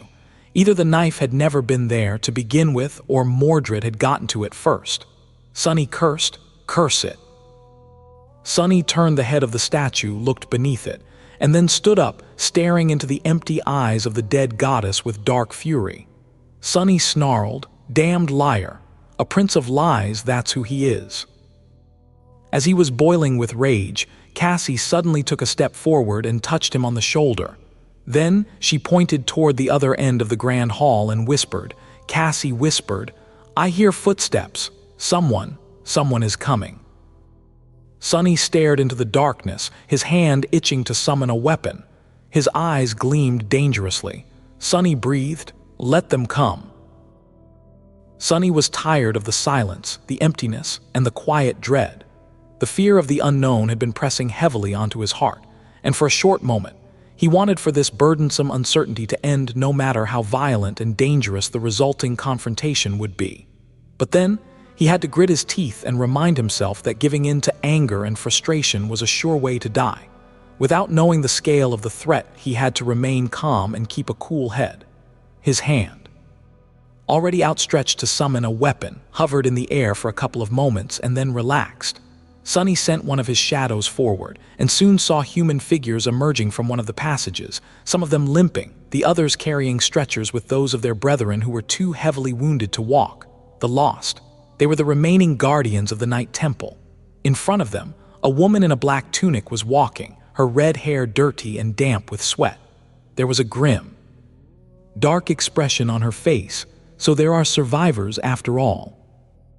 There were a dozen or so warriors who could still fight, although they didn't seem to be in the best shape.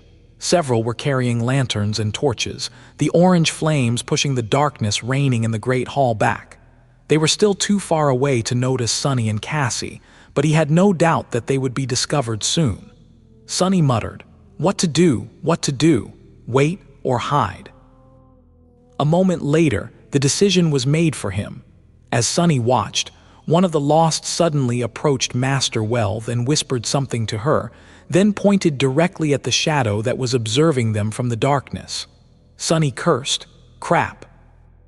Sunny was more or less certain in his ability to contend with one of the ascended knights, provided of course that Saint and the Serpent were on his side. With the dozen lost supporting the opponent, though, it was a fight he would have preferred to avoid, especially considering that what he needed the most right now was information, which the survivors possessed. Soon, a lone figure separated from the group of battered sentinels and headed their way with measured, steady steps. As soon as Sunny saw who it was, his face darkened. Master Pierce. The man was as rugged and severe as he had been when they first met, his steely eyes cold and hard. The stubble on his cheeks had turned into a short beard, and his lusterless scale mail was damaged in several places, but other than that, he looked exactly the same. It was as though the weeks of bloody horror had no effect on him at all. Now the odds were really not in Sunny's favor. He was still sure of his ability to at least escape, though, if need be. Master Pierce approached the central platform and stopped, studying Sunny and Cassie with a heavy gaze. Sunny cleared his throat and faked a shaky smile.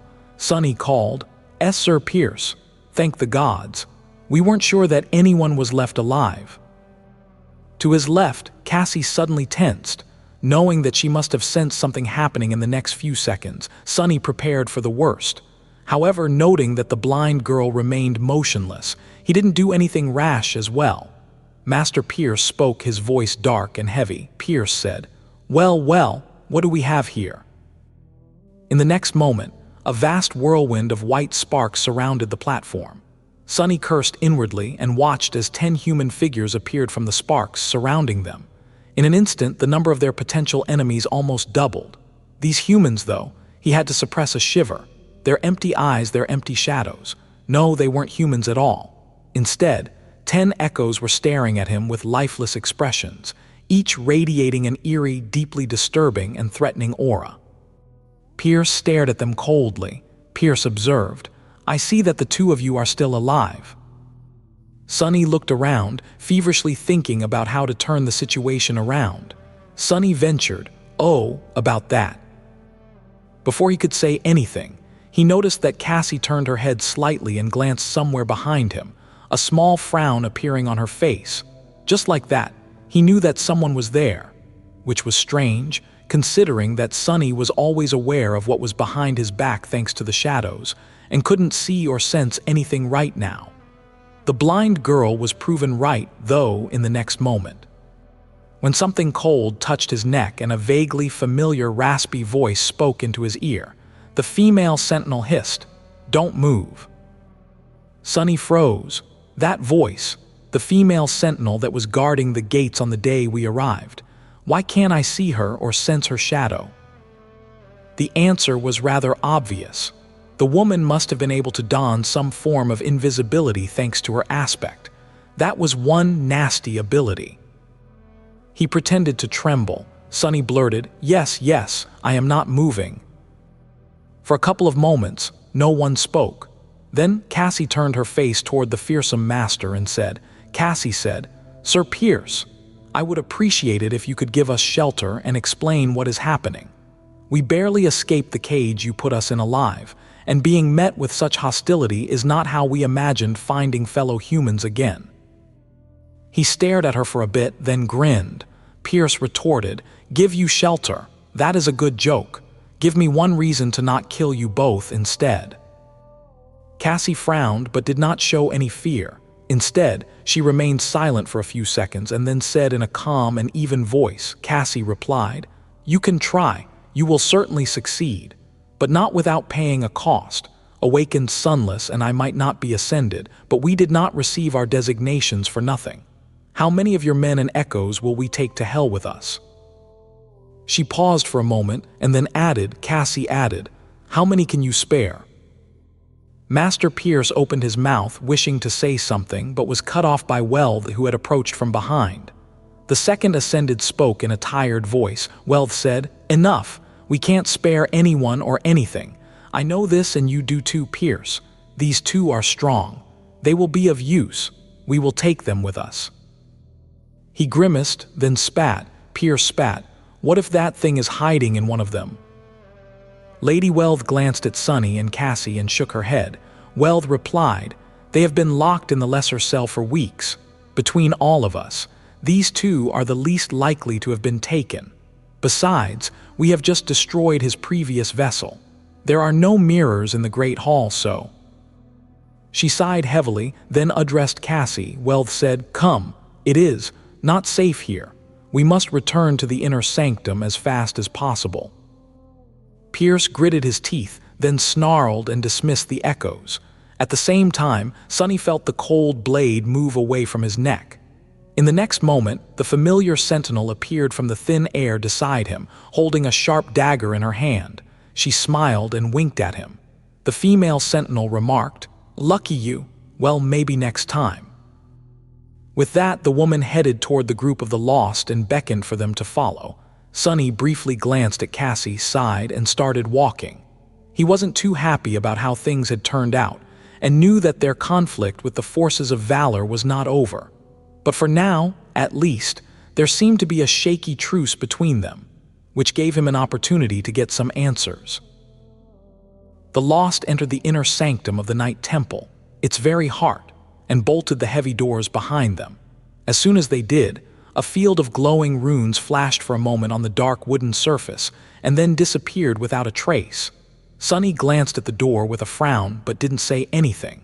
Cassie had never been to this part of the Citadel, so neither of them had any information about what was inside. The area was not too large. But right below them was the main bell tower of the cathedral, which was taller and wider than the other 6 belfries. The two masters led their people through somber corridors to a spacious hall that seemed to serve as their current stronghold. There were guards keeping watch in front of the entrance, crates with food and water, a fireplace keeping the cold at bay, and makeshift bedding for people to sleep on. Just from looking at the number of cots, Sunny understood that not everyone had returned from their latest hunt, or whatever it was that the sentinels had tried to accomplish. All in all, 23 lost remained, some of them heavily wounded. With Pierce, and the 2 of them, there were less than 30 humans left to oppose the Mad Prince. That meant that in several weeks, Mordret had eviscerated more than 2/3 of the temple's defenders. Remembering how confident Master Weld had been in their ability to contain the prisoner at the start of all this, Sunny couldn't help but shake his head. Mordret turned out to be more lethal and terrifying than even his jailers had expected. The wounded were quickly tended to, and the lost fell on their cots, dead tired. A few went through the familiar motions of maintaining the camp, cooking food, distributing water, and doing other miscellaneous tasks. Everything was performed swiftly and with trained precision, proving once more how experienced and professional these people were. They were obviously fatigued, both mentally and physically, but not nearly as beaten and unsteady as Sunny had thought. Their spirits were not broken, perhaps because only those with the strongest wills had survived. He also couldn't help but notice that there was not a single reflective surface in the whole of the inner sanctum. The lost wore either armor made out of leather or dull steel that didn't give off reflections, and even made sure to store and drink water from opaque containers, not letting a single drop fall to the floor. After a while, the familiar female sentinel approached them and said, "Sir and lady wish to see you." Sunny and Cassie were led to a separate room, where Pierce and Weld were waiting for them behind a wide round table. Both of their expressions were grim. Gestured to a couple of chairs, and after waiting for a few moments Weld said, "The 2 of you will follow simple rules. From now on, you are under our command. You will follow any order either Sir Pierce or I give you. You will not use any memory or item that can be used as a mirror inside the inner sanctum, or outside of it. If you wish to live, You will not conspire against your fellow soldiers or tell a single soul about what you have seen here in the Night Temple. If you disagree, leave right now." Sunny and Cassie glanced at each other but remained seated. Welth nodded, then looked at Sunny. Welth said, "Awakened Sunless, please describe how you came in possession of that piece of a broken mirror, this time in detail." Pierce suddenly leaned forward and growled. Pierce growled, "And don't even think about lying to us, boy. You won't like the result." Sunny pretended to look at him with a bit of fear. Sunny muttered, "I couldn't lie even if I wanted to, you fool." He told the tale of how he had encountered the mirror beast on the Reckoning Island and almost lost his life to the strange creature. Knowing that he had to give up at least some valuable information, as well as explain how he had managed to defeat such a dangerous abomination, he shared the detail about using the flaw of his own aspect against the reflection, while not mentioning what that flaw was exactly, of course. After, both masters were silent for a while. Finally, Welth spoke. Her voice solemn, Welth said, "So one of his reflections managed to escape after all. To think that it had been so close all this time." Sunny hesitated, then cautiously asked. Sunny asked, "I am sorry, but what was this piece of mirror exactly? If it was so dangerous, why was I even allowed to bring it inside?" Pierce clenched his fists and stared at him with fury. Then he uttered through gritted teeth. Pierce said, "The inspection was meant to prevent mundane mirrors from being brought into the Citadel. No one could have expected that there was one more fragment out there, somewhere. If we knew, you would have been killed as soon as you set foot on the chained isles. As for what that fragment was, it's not for you to know." Sunny shivered slightly, realizing how big of a target he had drawn on himself by picking up the inconspicuous piece of mirror. No wonder St. Tyrus had warned him to never speak of visiting the Reckoning Island to anyone. While he was thinking that, Cassie finally spoke. Cassie said, "With all due respect, Sir Pierce, we have the right to know, or rather, we need to. How are we supposed to fight against the threat if we don't know what it is? What exactly have we unleashed?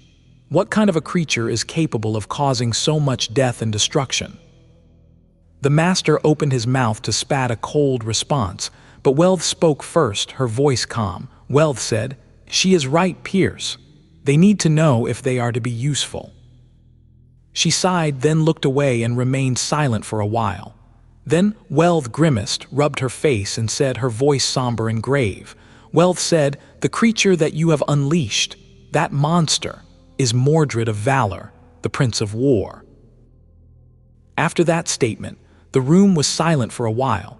Sunny frowned, thinking about what he had just heard. He wasn't really surprised to learn that Mordret was a scion of the great clan Valor.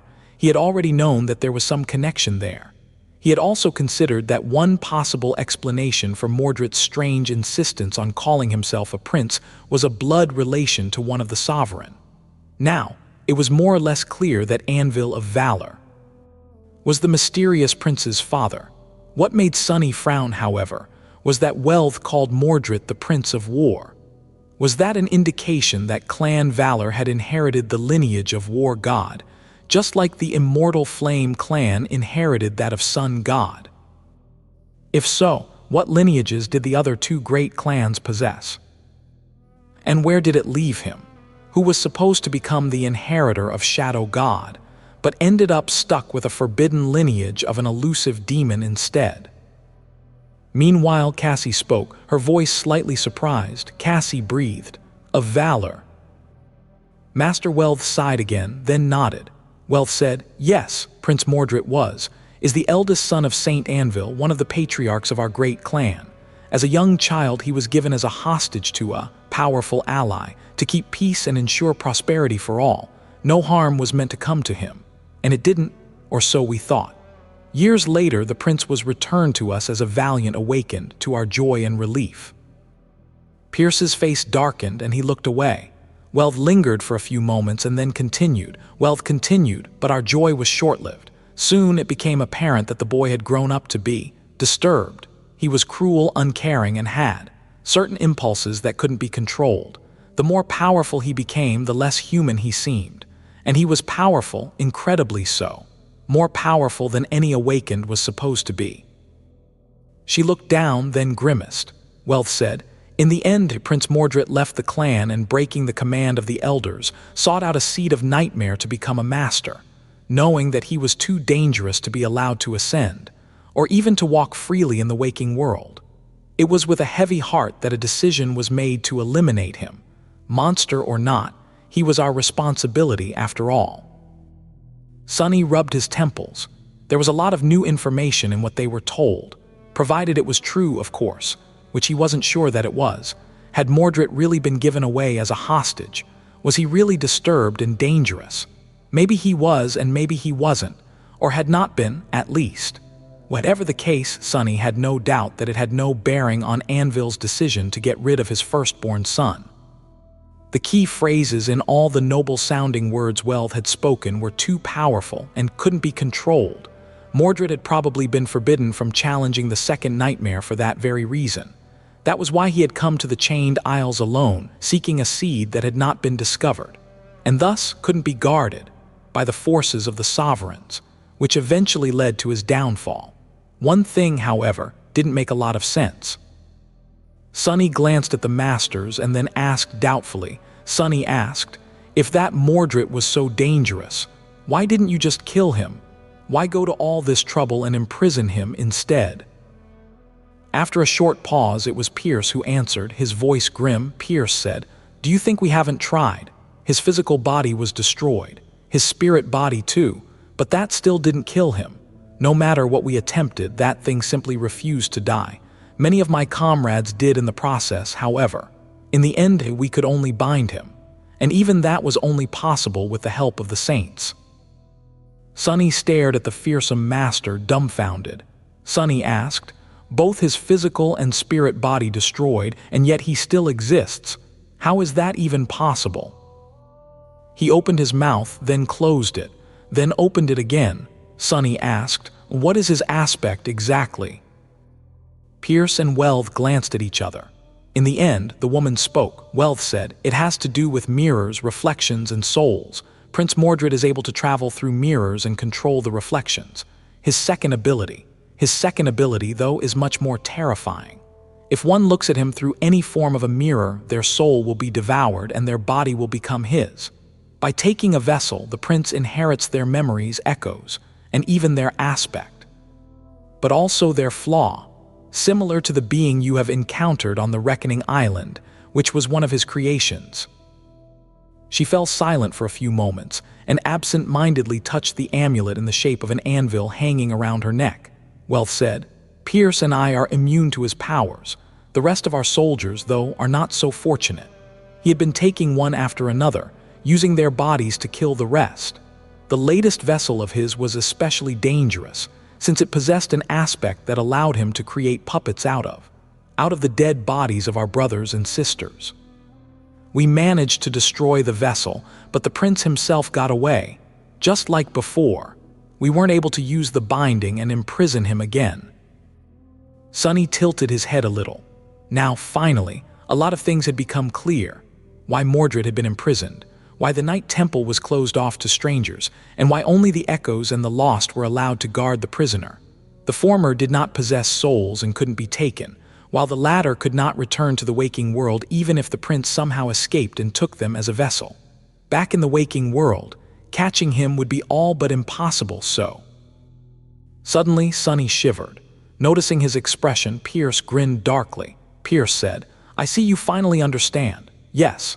Don't think that you can reason with that beast or make use of the fact that his hatred is aimed at Clan Valor and not you. Currently, there are only 4 people in this citadel whose bodies can allow him to eventually return to the waking world. Well, and I cannot be taken, and neither can Lady Cassia due to her blindness, which leaves." Master Pierce stared at him with his cold, dangerous eyes. Sunny cursed. Sunny breathed, "Only you." "Well, that's just damn great." The corner of Sunny's mouth twitched. The worst part was that he couldn't even disagree with Pierce's reasoning, because his own conclusion was more or less the same. Of course, Mordret was perfectly capable of making one of the Lost his vessel in hopes of traveling to the sanctuary. or a more remote human citadel if need be, and stealing another body there. But why would he settle for a vastly inferior option when a perfect candidate was right there, his for the taking? Maybe that was the reason why he had not tried to seek out Sunny in the previous weeks. Mordret might have wanted to leave him for last. Thanks to Cassie, Sunny had a general idea about the aspects of both Welth and Pierce. The fearsome master seemed to possess powers that made him highly resistant, if not outright immune, to various forms of attacks, while his more friendly counterpart specialized in enhancing her combat prowess and debilitating the enemy. Noting that only Welth was wearing the strange anvil amulet, he made a guess that she was protected from Mordret's ability by its enchantment, while Pierce was capable of countering the possession simply through the might of his aspect. Cassie could not be taken, too, due to her blindness. One had to look at the reflection to be possessed, which she was incapable of. That left only Sunny. But more than that, Mordret had secretly watched him for months, and knew perfectly well how powerful Sunny actually was, as well as how he spoke, behaved, and carried himself. Who were his friends and who were his enemies? Mordret knew everything he needed to know to impersonate him perfectly, as well as how much would be gained by stealing his aspect, shadows, and memories. Truly, Sunny was an ideal vessel. It was almost as though this role had been predetermined for him from the very start. Sunny muttered, "Damnation." He hesitated for a bit, then glanced at Pierce and Welth, this time not even having to fake worry. Sunny asked, "So, what is the plan then?" The masters lingered for a bit. Then Welth spoke, her voice dark and bitter. Welth said, "We won't try to venture outside and try to bind that monster again. At this point, we don't have enough numbers to trap him anymore. However, he also has no way of infiltrating the inner sanctum, and the vessel that made time his best ally is destroyed. So we will just wait. In about a week, maybe even less, Saint Cormac will return. Then, Prince Mordret will have to face a transcendent's wrath." She clearly was not happy about having to take a passive approach since, in a sense, this was as good as admitting defeat. But this plan of action did, indeed, seem like the best way to go, at least on the surface. All they had to do was barricade themselves inside the impregnable inner sanctum and wait for the cavalry to arrive. Surely, this much was within their ability. Sunny forced out a smile. Sunny said, "That is a good plan." Master Welth nodded, then turned to Cassie. Welth said, "Lady Cassia, if your aspect brings you a helpful vision, don't hesitate to inform me immediately. Now please go and rest, you too. Eat your fill. We all need to keep up our strength." Just like that, the conversation was over. Sunny and Cassie stood up, bowed to the masters, then returned to the main hall. There, they endured the unfriendly gazes of the lost, filled 2 bowls with tasty-looking porridge, took a couple of opaque jars of water, and found a pair of empty straw mattresses in a remote corner. Sitting down, the two concentrated on the food, happy to finally eat something that was not synth paste. The meat porridge wasn't much, but to them, it tasted heavenly. After a while, Cassie said quietly while pretending to chew. Cassie asked, "What do you think?" Sunny swallowed a spoonful of porridge, took a sip of water, and answered as he continued to stare at the floor. Sunny replied, "They are lying, of course. There is no way that Mordret won't get into the inner sanctum somehow. He is too damn devious for that. I know it, and they know it too." His shadow, meanwhile, watched the figure of the sentinel who could turn invisible to make sure that she wasn't listening in on their conversation. He kept a neutral expression as he ate some more, then added without looking at the blind girl. Sunny added, "What is most likely to happen is that things are going to go south very soon. Welth and Pierce will wait and observe for a bit, and then probably try to use us as bait to lay a trap for him." Cassie remained silent for a few moments, then Cassie asked, "How do you know?" He smiled. Sunny replied, "Because that's what I would have done." After that, both continued to eat, preoccupied with their own thoughts. A few moments passed before Cassie spoke again, her voice a bit uncertain. Cassie asked, "So then what do we do?" Sunny enjoyed the taste of the porridge, chewed it slowly, and then answered calmly. Sunny answered, "For now, nothing. Let's wait and observe too. Rest and eat just like we were told to. restore our strength. Then we'll see." They didn't speak after that, and after finishing their food, allowed the exhaustion to overwhelm them. Laying side by side on the thin straw mattresses, Cassie and Sunny fell asleep. Only his watchful shadows remain alert, guarding their master through the night. When the two of them woke up, the air smelled of blood. Only 21 of the 23 lost were still alive. The two sentinels who kept watch outside the hall had been brutally slaughtered, without anyone even noticing how and when. Their bodies were still warm, and their blood painted the floors, the walls, and even the ceiling crimson, turning the somber corridor into a ghastly painting. In the center of the pool of blood, a single shard of mirror lay, as though mocking the surviving soldiers of the great clan Valor. Wealth growled and destroyed it before anyone could approach. It seemed that Mordret chose not to hide the fact that he had entered the inner sanctum. Instead, he wanted everyone to know, to see what he had done. And wait, wondering, whom would he take next? The lost crowded near the entrance, staring at the grisly scene with grim expressions. Wealth was in the corridor. She was standing in the middle of the pool of blood, her fists clenched.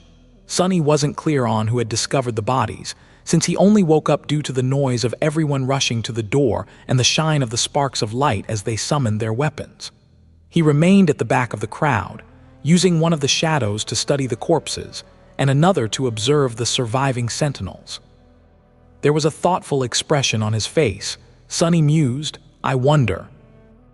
Before he could finish the thought, Pierce appeared from behind the bend of the corridor, glanced at Wealth, shook his head briefly, and then growled at the lost. Pierce growled, "What are you standing around for? Clean up this mess and secure the perimeter. No one moves alone or in pairs, 3 people minimum. Be ready, the bastard might return at any minute." The soldiers glanced at each other, seeds of fear blooming in the depths of their eyes. Then they silently got to work, following the master's command. Sunny lingered for a few moments, then returned to Cassie and sat down on his mattress. The blind girl asked quietly. Cassie asked, "Who died, and how?" He rubbed his face tiredly. Sunny replied, "The guards. One was the guy who had noticed my shadow back in the Great Hall. The other, I didn't know him. As to how, pretty much the same as everyone else, butchered and cut to pieces." She thought for a bit, then frowned. Cassie asked, "And no one heard a thing?" Sunny sighed. Sunny replied, "He must have done it really fast, or his new vessel possesses an aspect that can dampen sounds." He remained silent for a bit, then said somberly, Sunny said, "Anyway, you should prepare." Cassie tilted her head. Cassie asked, "Prepare for what? Another attack?" Sunny didn't answer immediately, looking at the lost. Everyone seemed busy and focused, moving with trained precision and purpose. However, there was a hint of uncertainty on their pale faces. The sentinels tried to hide it, but to no avail. He looked down. Sunny said, "No, right now, everyone only thinks that Mordret somehow broke through the seals and got into the inner sanctum. However, once they have time to think, they'll realize that there's another possibility." The blind girl paled. Sunny smiled darkly and added, that he has been with them this whole time, hiding in one of the 2 strangers who had miraculously escaped an enchanted cell and insisted on being taken to this shelter. You or me. Cassie gritted her teeth. Cassie retorted, "There's no reasonable way to pin these murders on us." He chuckled. Sunny replied, "What does reason have to do with any of this? Reason is always the first victim when fear arrives." With that, he fell silent and after a few seconds, rose to go and get them some breakfast. As Sunny walked toward the part of the hall that had been converted into a makeshift kitchen, many gazes followed him. Just as he had expected, they were slowly turning dark and dangerous, full of hostility, fear, and suspicion. Pretending to be appropriately frightened, too, he put some porridge in the bowls. Interesting. Mordret might not have been as crazed as Sunny had thought before. From the start of it, something about how the Prince of Nothing behaved had not sat right with him. Mordret had shown himself to be extremely cunning and meticulous, crafting such a masterful trap that even Sunny, who was an ingenious deceiver as well, fell into it without suspecting a thing. the sadistic way in which dozens of the lost had been killed, and the morbid displays of demented butchery that the prince had left in the halls of the Night Temple, however, were utterly impractical and did not fit into this image of a cold and calculating strategist at all. Now that Mordret had decided to reveal his presence in the inner sanctum and sacrifice the invaluable advantage of surprise in exchange for only 2 lives, Sunny became convinced that there was a method to this madness. And as the surviving lost followed him with heavy gazes, dark expressions contorting their faces, he was pretty sure that he understood its purpose. Mordret wanted them to be suspicious of each other. He wanted them to be tense and scared.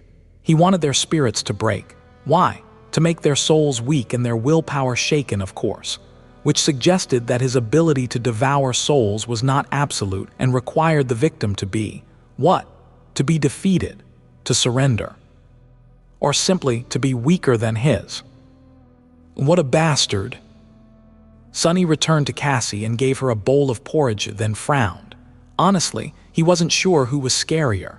An unhinged lunatic that enjoyed torturing his victims before murdering them in horrific ways, or a cold-blooded killer that uncaringly did the same simply because it suited his practical goals. Either way, the result would be the same. The lost were shaken, but not nearly close to breaking down, which meant that Mordret was not going to stop. No. He was only getting started sowing terror into the souls. The question was, how was Sunny supposed to stop him? He ate his porridge, then glanced at Pierce and Welv, who were speaking quietly near the doors. And should he? Soon, Master Pierce summoned the 10 echoes. Even though maintaining them at all times cost a considerable amount of essence, it was decided that the disturbing things would remain among the lost from now on. Several were sent to explore the inner sanctum and try to find signs of the attacker, or at least learn how he had managed to get inside. The rest assumed guarding positions outside the hall, making the remaining sentinels feel both relieved and tense. Not even these experienced warriors felt comfortable in the presence of human echoes. The security measures were enhanced as well. No one was allowed to remain alone, and if there was a need to leave the common area, only groups of 3 could do so. Sunny and Cassie had to recruit the help of the female sentinel, the one who had the ability to turn invisible, just to visit the bathroom. And yet, none of these measures helped protect the stronghold. Come the next morning, 2 more lost were dead. This time, they were killed inside the hall itself, not even in the corridor outside. After that, things turned really ugly for Sunny. 2 days had passed after the battle with Mordret's previous vessel and the army of corpse puppets he had created with its help. Those of the wounded who had received light injuries were already back on their feet, but 3 of the sentinels were still in bad shape. Their comrades were doing everything in their power to treat their wounds, but with every healer in the citadel already dead, there was little that could be done to hasten the recovery. One of the corners of the hall was converted into an infirmary, where the 3 heavily injured sentinels rested and received care. In the morning, a piercing scream suddenly echoed between the black stone walls. Those who were sleeping jumped up, grabbing the weapons that they had kept summoned to be ready for an attack. Those who remained awake were already moving, rushing toward the source of the scream. The makeshift infirmary. Sunny simply sat up on his mattress, a tense expression on his face. There were 3 cots for the wounded, standing in a row along the wall. It was the lost who occupied the middle one that was screaming, his face contorted by an expression of sheer terror. The other 2 were dead. Their throats were sliced open, blood streaming to the floor. Both were killed in their sleep without alerting anyone around. As far away from the entrance to the hall as it was possible, right in the middle of the sentinels' camp. The 3rd one clearly could have been murdered as well, and had been left alive on purpose, as though to mock the lost. It was as though Mordret was telling them that no one was safe, and that he was perfectly capable of taking each of them whenever he pleased. Panicked voices erupted from the crowd, one sentinel stammering in disbelief, another demanding to know how the killer got inside, a 3rd insisting the murderer might still be among them. The lost were on the verge of panicking, but in the end their training and skill prevailed. Instead of descending into chaos, the situation inside the hall immediately turned into a coordinated action.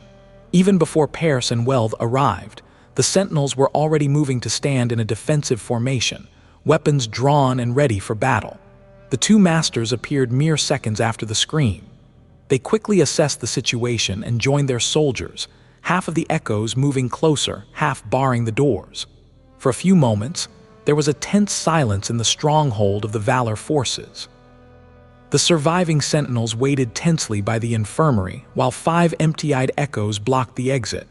There was no one else in the hall, except for Sunny and Cassie, who had not moved from the start of it all. Slowly, all of the lost focused on the two of them. Their gazes were dark, cold, and full of danger. Sunny's face twitched. Sunny cursed. Crap. Was Mordret aware of how these actions would affect the two of them? Was he trying to force them out into the open on purpose, making it impossible to stay with the sentinels? What was his damn plan? Really? What was his endgame? How was he planning to deal with Saint Cormac in a few days, and what role was everyone else supposed to play before that? He opened his mouth, wishing to say something to defuse the situation, but one of the lost was faster. One of the lost shouted, "It's them! It must be one of them!" As soon as this first accusation was made, the floodgates were open. A moment later, Sunny and Cassie were assaulted by a litany of cries, all blaming them for the deaths of the 2 wounded sentinels. Sunny stared at the crowd of lost, feeling his heart grow cold. A single person could be reasoned with, but what he saw right now was not a group of people, but a massive creature with many heads, many shouting mouths, and many eyes that burned with fury, fear, and dark, murderous intent. A frightened crowd did not know reason, it only knew fear, and the desire to either escape or destroy its source. Ironically, there were very few things more frightening than a senseless crowd. The lost were much more resilient and prepared than most people, but even battle-hardened warriors like them had a limit. After weeks of being hunted, slaughtered, and brutalized by the elusive and terrifying fiend, they seemed to have finally reached it. Of course, there was no logic behind the accusations. Neither Sunny nor Cassie possessed the means to commit the murder unnoticed, simply for the fact that they had been watched this entire time, since no one really trusted them to begin with. But his attempt to explain this was drowned by the chorus of angry shouts.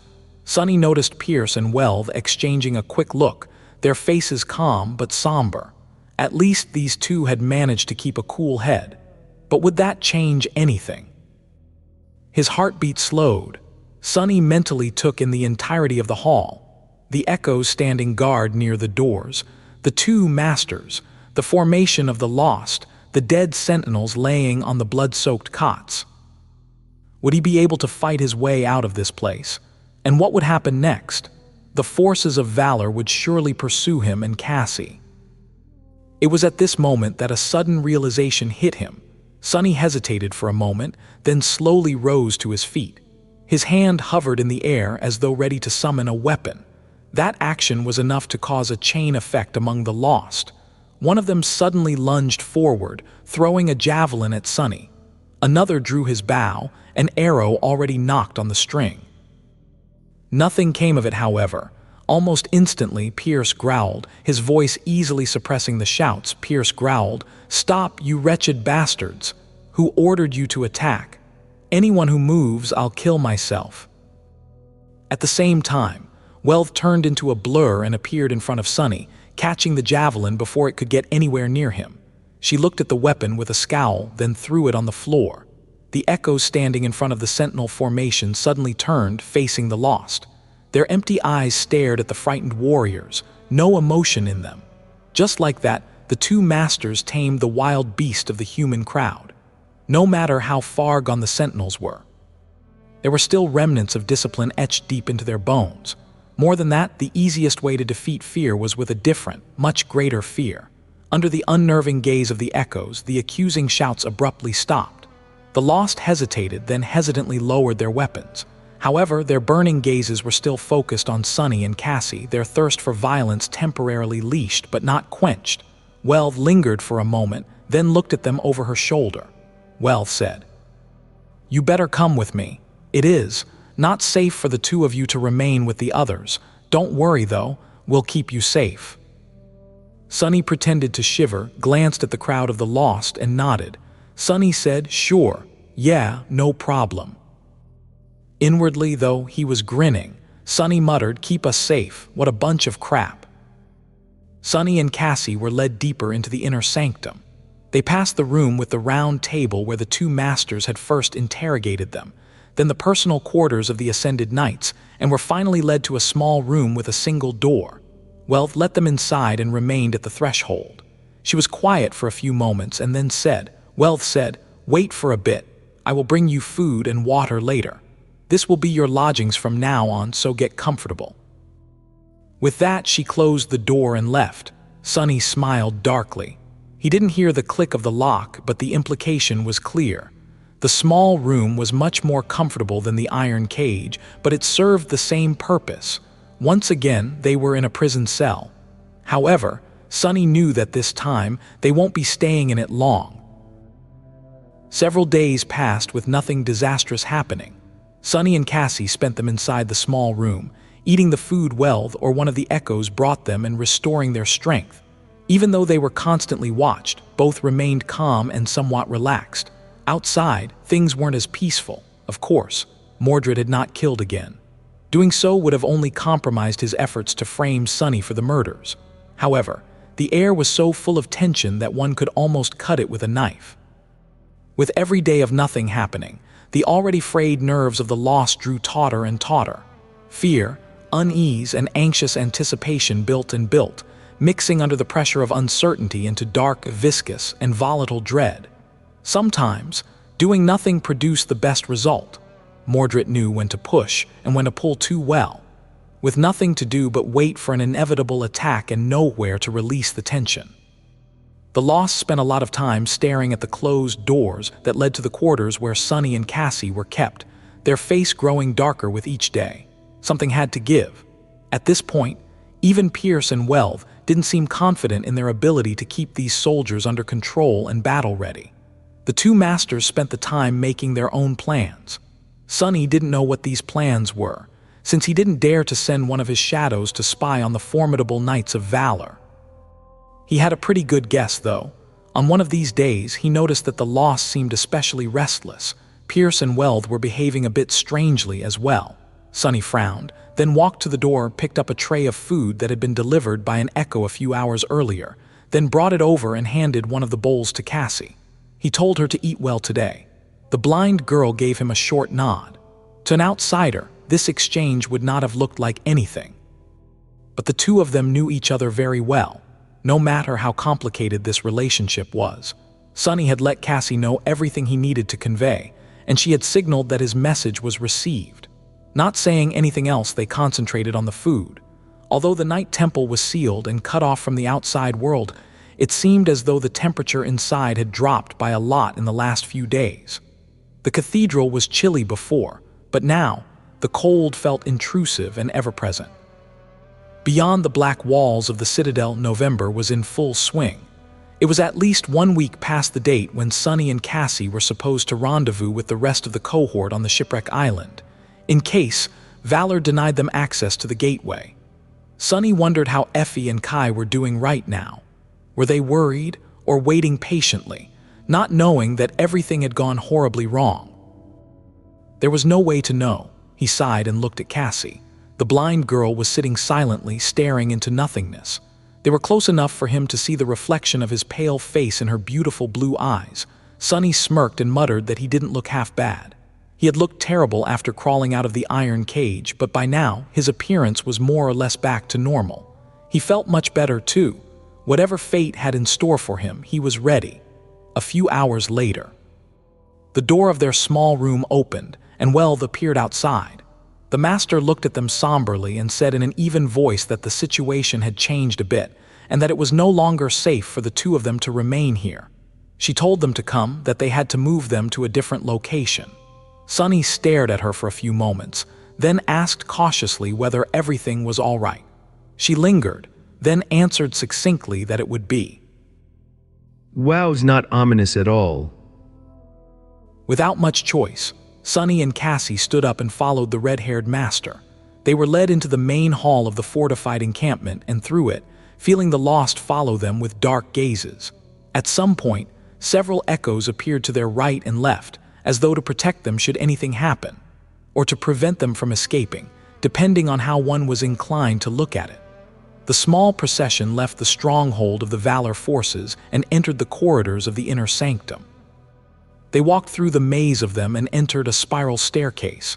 Sunny looked around tentatively, then asked where they were going. Welv gestured down and told them it was the bell tower. She didn't add anything else, as though her answer had explained everything.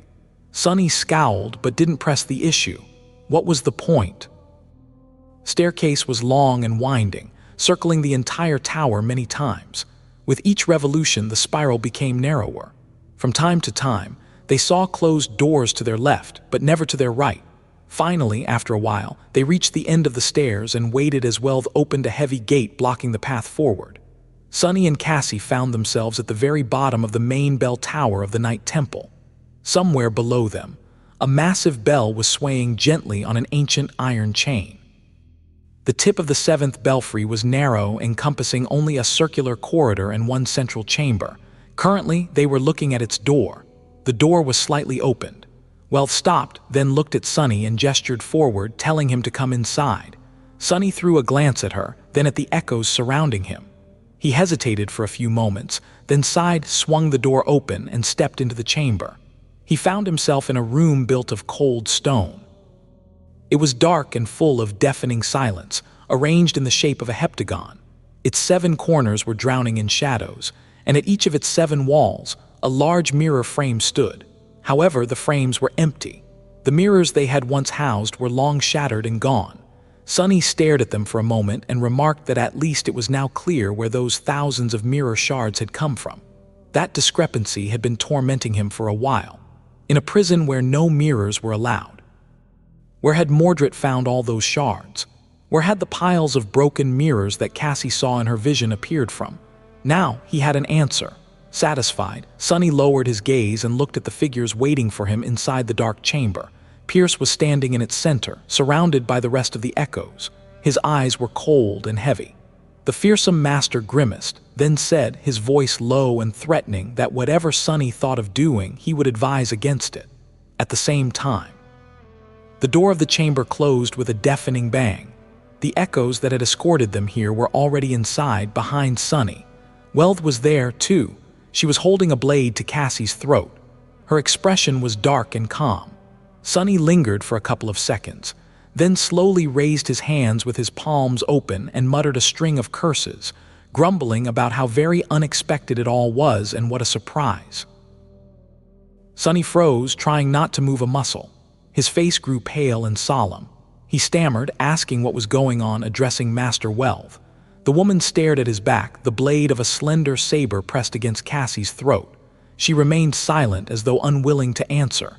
However, Pierce spoke in her stead, a dark grin appearing on his lips, and told Sunny not to worry, that they would tell him shortly. With that, he commanded 2 echoes to step forward. One was holding a large wooden box, its surface engraved with a complicated weave of a beautiful but disorienting pattern. The other was holding a folded piece of black cloth. Pierce carefully took the box, then placed it on the floor in front of him and closed his eyes for a moment. A loud click resounded from inside, and its lid rose by a few millimeters. He didn't touch it, though. Instead, the fearsome master sighed and took the folded cloth. Sunny stared at the wooden box with a bit of apprehension and asked what that thing was. Well, finally spoke, her voice cold and even explaining that it was a mirror trap, a very special artifact created by the elders of their great clan. With its help, they could capture and bind the prince. He blinked a couple of times, then forced out a weak smile and ventured, asking whether that was a good thing. Pierce snarled and agreed that indeed it was. But the problem was that the ritual required some time to be performed, and that monster had proved to be too devious to be held back long enough for it to work. Every time they cornered him, he simply destroyed the vessel and slipped away because they were always a step behind, and he was the one in control of the battlefield. The master smiled and said that that was about to change. Sunny frowned. Behind him, Cassie suddenly spoke, asking whether they wanted to lure Mordred into a trap by using them as bait.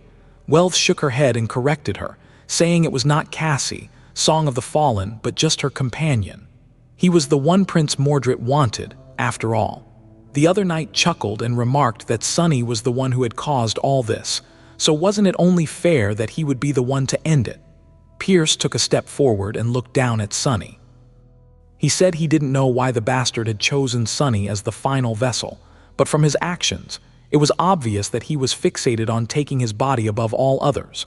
Why else would he have gone to such lengths to frame and excommunicate him, going as far as to risk sneaking into their camp? The Mad Prince was ill and unhinged. If they presented an opportunity to possess him, he wouldn't be able to resist. The master scowled furiously and declared that this time they would be the ones in control. Mordret wouldn't escape them again. He asked whether Sunny wouldn't mind making a sacrifice for the greater good. Sunny shivered and took an involuntary step back. However, there was nowhere for him to go. Well than 5 echoes were behind him, blocking the path of escape. He asked, stammering, what if he did mind? Pierce smiled and replied that in that case, Lady Cassia would tragically lose her life at the hands of the escaped murderer, while heroically assisting the great clan Valor and saving lives, of course. And that Sunny would do as he said, anyway, only after a few additional and very, very unpleasant steps. Cassie gritted her teeth, then shouted at Sunny not to do it. In the next moment, Welth moved her saber, making the blind girl fall silent. A drop of blood rolled down her neck. She told Cassie to be quiet. Sunny froze as though not knowing what to do. His eyes darted around the chamber, as though searching for something to save him, but there was nothing he could use. Only the 2 masters and the 10 echoes, all ready to pounce at him if he were to try something. He faltered, unable to form the words, stammering helplessly. He trembled, hesitated, and then suddenly hung his head as though defeated. Sunny said he would do it and pleaded with them not to hurt her. Then he added, asking whether that wasn't too much. Cassie struggled in Welth's grip and cried out, pleading with Sunny to stop. He looked back, a solemn expression on his face. When he spoke, his voice sounded stifled and frightened, but also certain and full of resolve, almost heroic. Sunny told her it was all right and not to be sad. He said that at least this way, one of them would survive. With that, Sunny faced Pierce and shivered. He asked what he needed to do. The fearsome master smirked, then handed him the folded piece of cloth and told him that was a good choice, and to get down on his knees first. Sunny took the cloth and kneeled in front of the wooden box. Slowly, Welth moved to stand side by side with Pierce, and the echoes dispersed, hovering near the walls as they surrounded him. He closed his eyes and murmured, asking what now.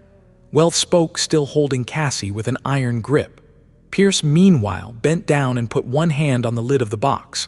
She told Sunny to open his eyes, unfold the cloth, and look at the item inside, and warned him not to think of playing any tricks.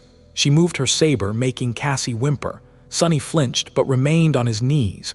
Gritting his teeth, he glanced at the blind girl, then lowered his head and slowly unfolded the cloth. Inside, laying on the black fabric, was a single piece of a broken mirror. Sunny stared at it and saw his pale reflection staring back. The masters tensed, and then nothing happened. Well, of course it didn't. If Sunny had thought otherwise, he would have never allowed himself to end up in this situation. In fact, he was pretty sure that he knew what Mordret was planning and why. For that reason, he believed that staring into a mirror was perfectly safe for him, at least right now. That's why he and Cassie had acted out this little performance, pretending to be frightened and clueless, or at least resigned to their fate. Sunny was actually pretty proud of himself. It seemed that his acting ability had really improved. That last line, especially, such intensity. Cassie had done surprisingly well too. Pierce and Welth stared at him, waiting for a sign that Mordret took the bait. However, after a few seconds of nothing happening, slight confusion appeared in their eyes and then a hint of doubt. And then fear. Welth was the first one to understand. Her face paled and she suddenly looked up, as though hoping to pierce countless layers of stone with her gaze, and see the fortified camp that they had left behind. Her lips trembled and she breathed a single horrified word, no. It had taken Sunny a lot of time to understand what Mordret was doing and why, but in the end, he had succeeded, and thus managed to predict what the elusive prince was going to do, or at least do it with a sufficient degree of certainty to stake his life on it in this desperate situation. Just like everybody else, Sunny had been fooled at first. The initial revelation he had received had to do with the brutal murder of the 2 guards. It was then that he realized that Mordret was not as insane and perverse as everyone seemed to think. Mordret's grotesque brutality was not the result of an irresistible, unhinged, and sadistic compulsion. Instead, it was a cold and calculated strategy that the prince had employed to diminish his enemies, break their spirit, and make their souls susceptible to his attacks. He had weaponized terror itself and made good use of it. After all, people were most scared of that which was unknown. And what was more unknowable than the mind of a deranged, murderous madman? After Sunny realized that there was such a possibility, the next step was both simple and hard to take. He had to take a good look at himself and admit that he himself had fallen victim to this tactic. Mordret had gotten under his skin. Sunny was more resilient to deceit and manipulation than most, but he was also more vulnerable to the schemes of the Prince of Nothing. Their enmity was personal, and as such, involved powerful and destructive emotions. Humiliation, resentment, the sense of betrayal. Such emotions were the enemy of clarity. Sunny had allowed his mind to be clouded by them, and through them by fear.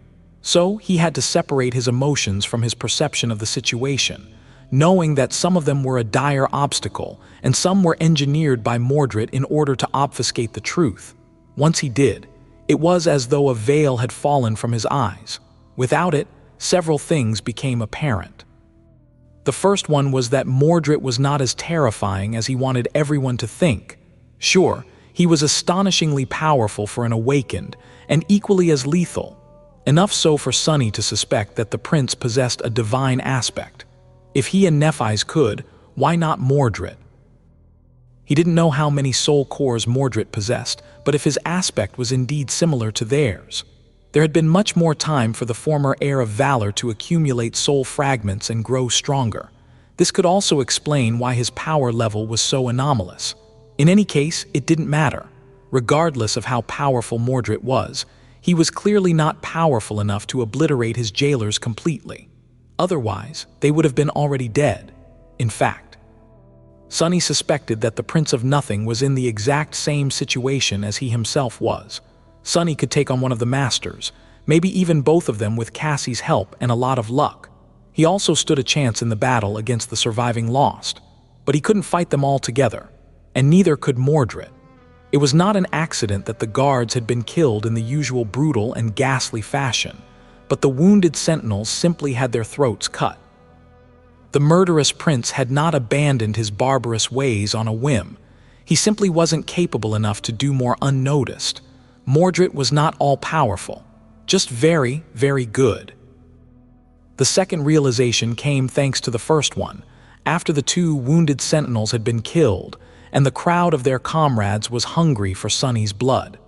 Back then, he briefly considered running away, despite the fact that Pierce and Wealth would certainly pursue. And this was it. At that moment, he understood Mordret's true goal. It was not to single out Sunny, separate him from the Lost, and possess his body.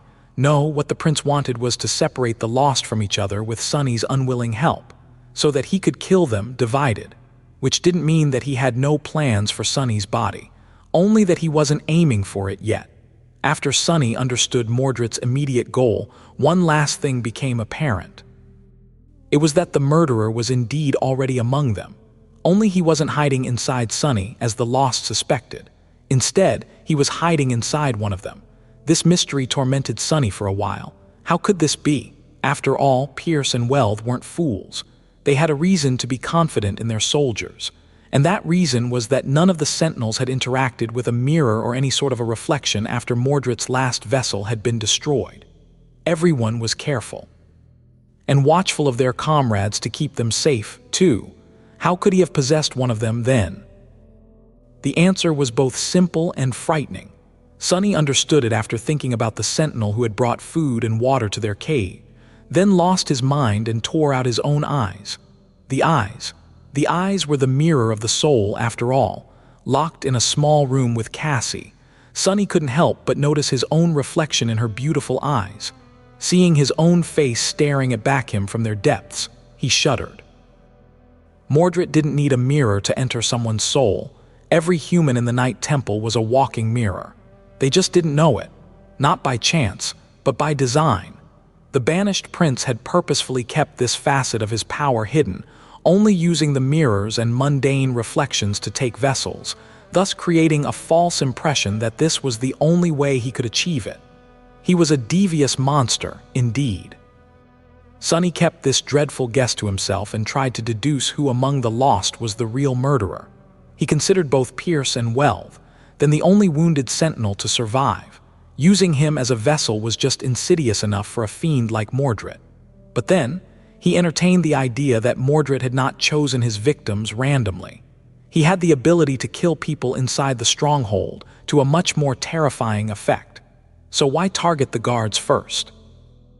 One of the murdered guards had been a familiar face, the lost who had an aspect that allowed him to see the unseen, like Sunny's shadow hiding in the darkness, or peer through the veil of invisibility that the female sentinel who had almost cut Sunny's throat invited him to see Welv and Pierce, and even escorted him and Cassie to the bathroom could create. Yes, Sunny was almost sure that Mordret was hiding in her body. This was how he had been able to kill the two guards. And later the two wounded, without being seen or heard. The answer was so obvious. The simplest solution was most often the correct one, after all. And so, Sunny had predicted what was going to happen. Mordret had pushed Pierce and Welv into action. With their forces dwindling by the day and no definitive information on when St. Cormac would arrive, the masters could not simply wait. He lured them into leaving the stronghold to take Sunny away, thinking that they were luring Mordret into a trap instead. And while they were gone, the surviving lost had no one to protect them from the monster hiding in their ranks. Well, suddenly looked up, her face growing pale. Her lips trembled and she breathed a single horrified word, "No." Sunny lowered his head and suppressed a dark smile. At that moment, the masters finally understood what he had known for a while. But it was too late, utterly and irrevocably late. Welv froze, but only for a moment. Then she threw Cassie aside and dashed toward the door, disappearing in a blur. Sunny was pushed away, rolling on the floor and almost crashing against one of the empty mirror frames. By the time he regained his balance, she was already gone. Pierce growled, then threw a murderous look at him and screamed for the echoes to kill them. With that, he dashed out of the chamber, too, dismissing most of the echoes to take them with him. The fools still hoped that they could save their men, or avenge them, at least. Sunny also couldn't really be mad at Pierce for ordering their death. He would have done the same. Now that their plan to bind Mordret had failed, the next best option was to make sure that there were no more vessels for him to possess. The sentinels were already as good as dead. That left only Sunny. However, Sunny was not one to let go of the grudge. He cursed Pierce, calling him a bastard. There were only two echoes remaining in the mirror chamber. One was moving toward Cassie, already thrusting its sword forward. The other was towering over Sunny, its heavy battle axe raised. Sunny glared at the echo, not amused. In the next moment, a Stygian serpent appeared from the shadows behind the creature, wrapping its long and powerful body around the macabre effigy. Then, its head shot forward, the maw opening to a terrible width. Sharp fangs closed on both sides of the echo's face, easily piercing through the skull and crushing it with a grisly crunch. At the same time, Cassie rose to one knee and deflected her enemy's sword with a long dagger. A slender rapier flashed from behind her, piercing the creature's neck and emerging from its other side in a shower of blood. Both echoes fell to the floor, disintegrating into a rain of sparks. From start to finish, they had not made a sound. Sunny rushed to Cassie and bent down, trying to ascertain the severity of her wound. His voice sounded tense and worried as he asked whether she was okay. There was blood flowing down her delicate neck, but the cut seemed shallow and not at all dangerous. A sense of profound relief spread through his chest. The blind girl nodded and urged him to go, insisting she was fine and that there wouldn't be another opportunity. He hesitated for a moment, then rose without saying a word and stepped into the shadows. Cassie was right. There would not be another chance. They were faced with two equal threats. One was the pair of ascended knights, and the other was the cursed hellspawn, Mordret himself. Sunny had to make sure that all three died today. Well, two of them. He didn't know how to destroy the mirror fiend, so leaving Mordret without a vessel was going to have to suffice. Previously, Sunny had left one of his shadows at the precipice of the stairway and then commanded it to hide. Now he appeared out of it. turning into a shadow himself, just in time to see Welv and Pierce shoot past him. Fast. Most of the night temple was submerged in darkness now that no one was alive to keep the lanterns aflame. Rushing through it, he followed the masters and reached the doors of the last stronghold of the Valor forces almost at the same instant as them. Well, simply crashed through the door, pulverizing it into a cloud of splinters. What met them inside was a bloodbath. The encampment of the Lost was unrecognizable. Before it had been clean and orderly, somewhat somber, but looking like a well-inhabited space. Now, all Sunny could see was blood. The floor was slick with blood, and so were the walls. Even the ceiling was painted red. All of the hall was one vast, morbid pool of the crimson liquid, with severed limbs and mangled bodies sprawled in it. Some of them mutilated so thoroughly that it was almost impossible to recognize them as former humans. The sight of it was revolting and horrid, and in the center of this vile slaughterhouse, a lone figure was sitting cross-legged, a carefree smile on her lips. The beautiful female sentinel looked different too. Her appearance was the same, but everything else about her, her bearing, her gaze, her presence, had changed. It was relaxed and friendly, almost polite. She looked exactly how Mordret had sounded back when he and Sunny spoke in the lightless abyss of the sky below.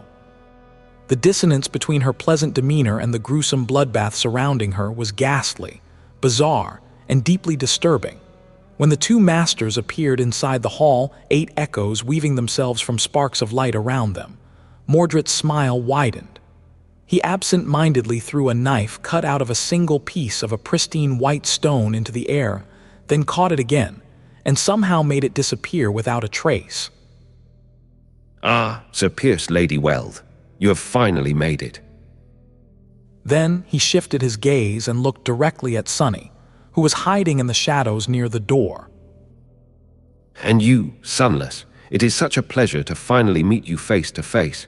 Well, I guess we've already met a few days ago. Still, what an occasion. I've waited for it for a long, long time." He looked back to Welv and Pierce, his smile remaining the same, but his eyes growing cold and frightening, as though there was a dark ocean of unfathomable depth hiding beneath their surface, full of harrowing terrors. "But not as long as I've waited to meet the two of you." Pierce growled, taking a step forward and cursing Mordret as a bastard. Mordret threw his head back and laughed. "What, don't you like my handiwork? I've tried so hard, just to impress you." He grinned, then slowly rose to his feet, the friendly smile disappearing from his face. Instead, an expression of dark, cold, murderous wrath appeared on it. 6 years, 6 long years you have kept me in that empty mausoleum. You and the rest of the great, noble, illustrious clan Valor. The female sentinel outstretched her hand, summoning a simple sword from the thin air. You destroyed my body, stole my birthright. You even destroyed my reflections. Ah, but no matter. I had plenty of time to think of ways to repay your generosity. The things I have in store for you. Oh my. When I am done with Clan Valor, the word itself will gain a new meaning. Even the guards will look up from their graves and tremble. Mordret smiled, then said evenly, not moving his gaze away from Pierce and Welv. What do you think, Sunless? You and I have no quarrel. Well, unless you are still angry about that little deception of mine. I can't really blame you. These two, however, will never let you leave this place alive. Shall we join forces, deal with them, and then escape together? Ah, I could be lying, of course. Maybe I'll just use you again, then kill that little oracle of yours and take your body. Who knows?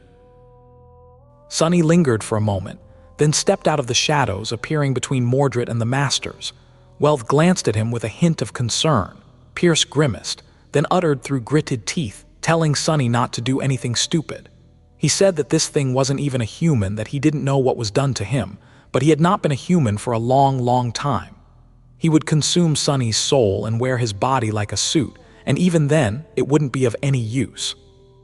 Once Lord Cormac returned, even that which remained of him would be obliterated. He told Sunny it wasn't too late to join them, and together they could stop this demon. Sunny stared at him for a bit, then glanced at Mordret. Finally, he sighed, took a few steps, and stopped beside the female sentinel. Saint and the Soul Serpent appeared from the shadows to his left and his right. Together, the four of them, Sunny, Mordret, and the two shadows, faced the two knights of Valor and the 8 human echoes. Sunny smirked and remarked that he was somewhat of a demon himself.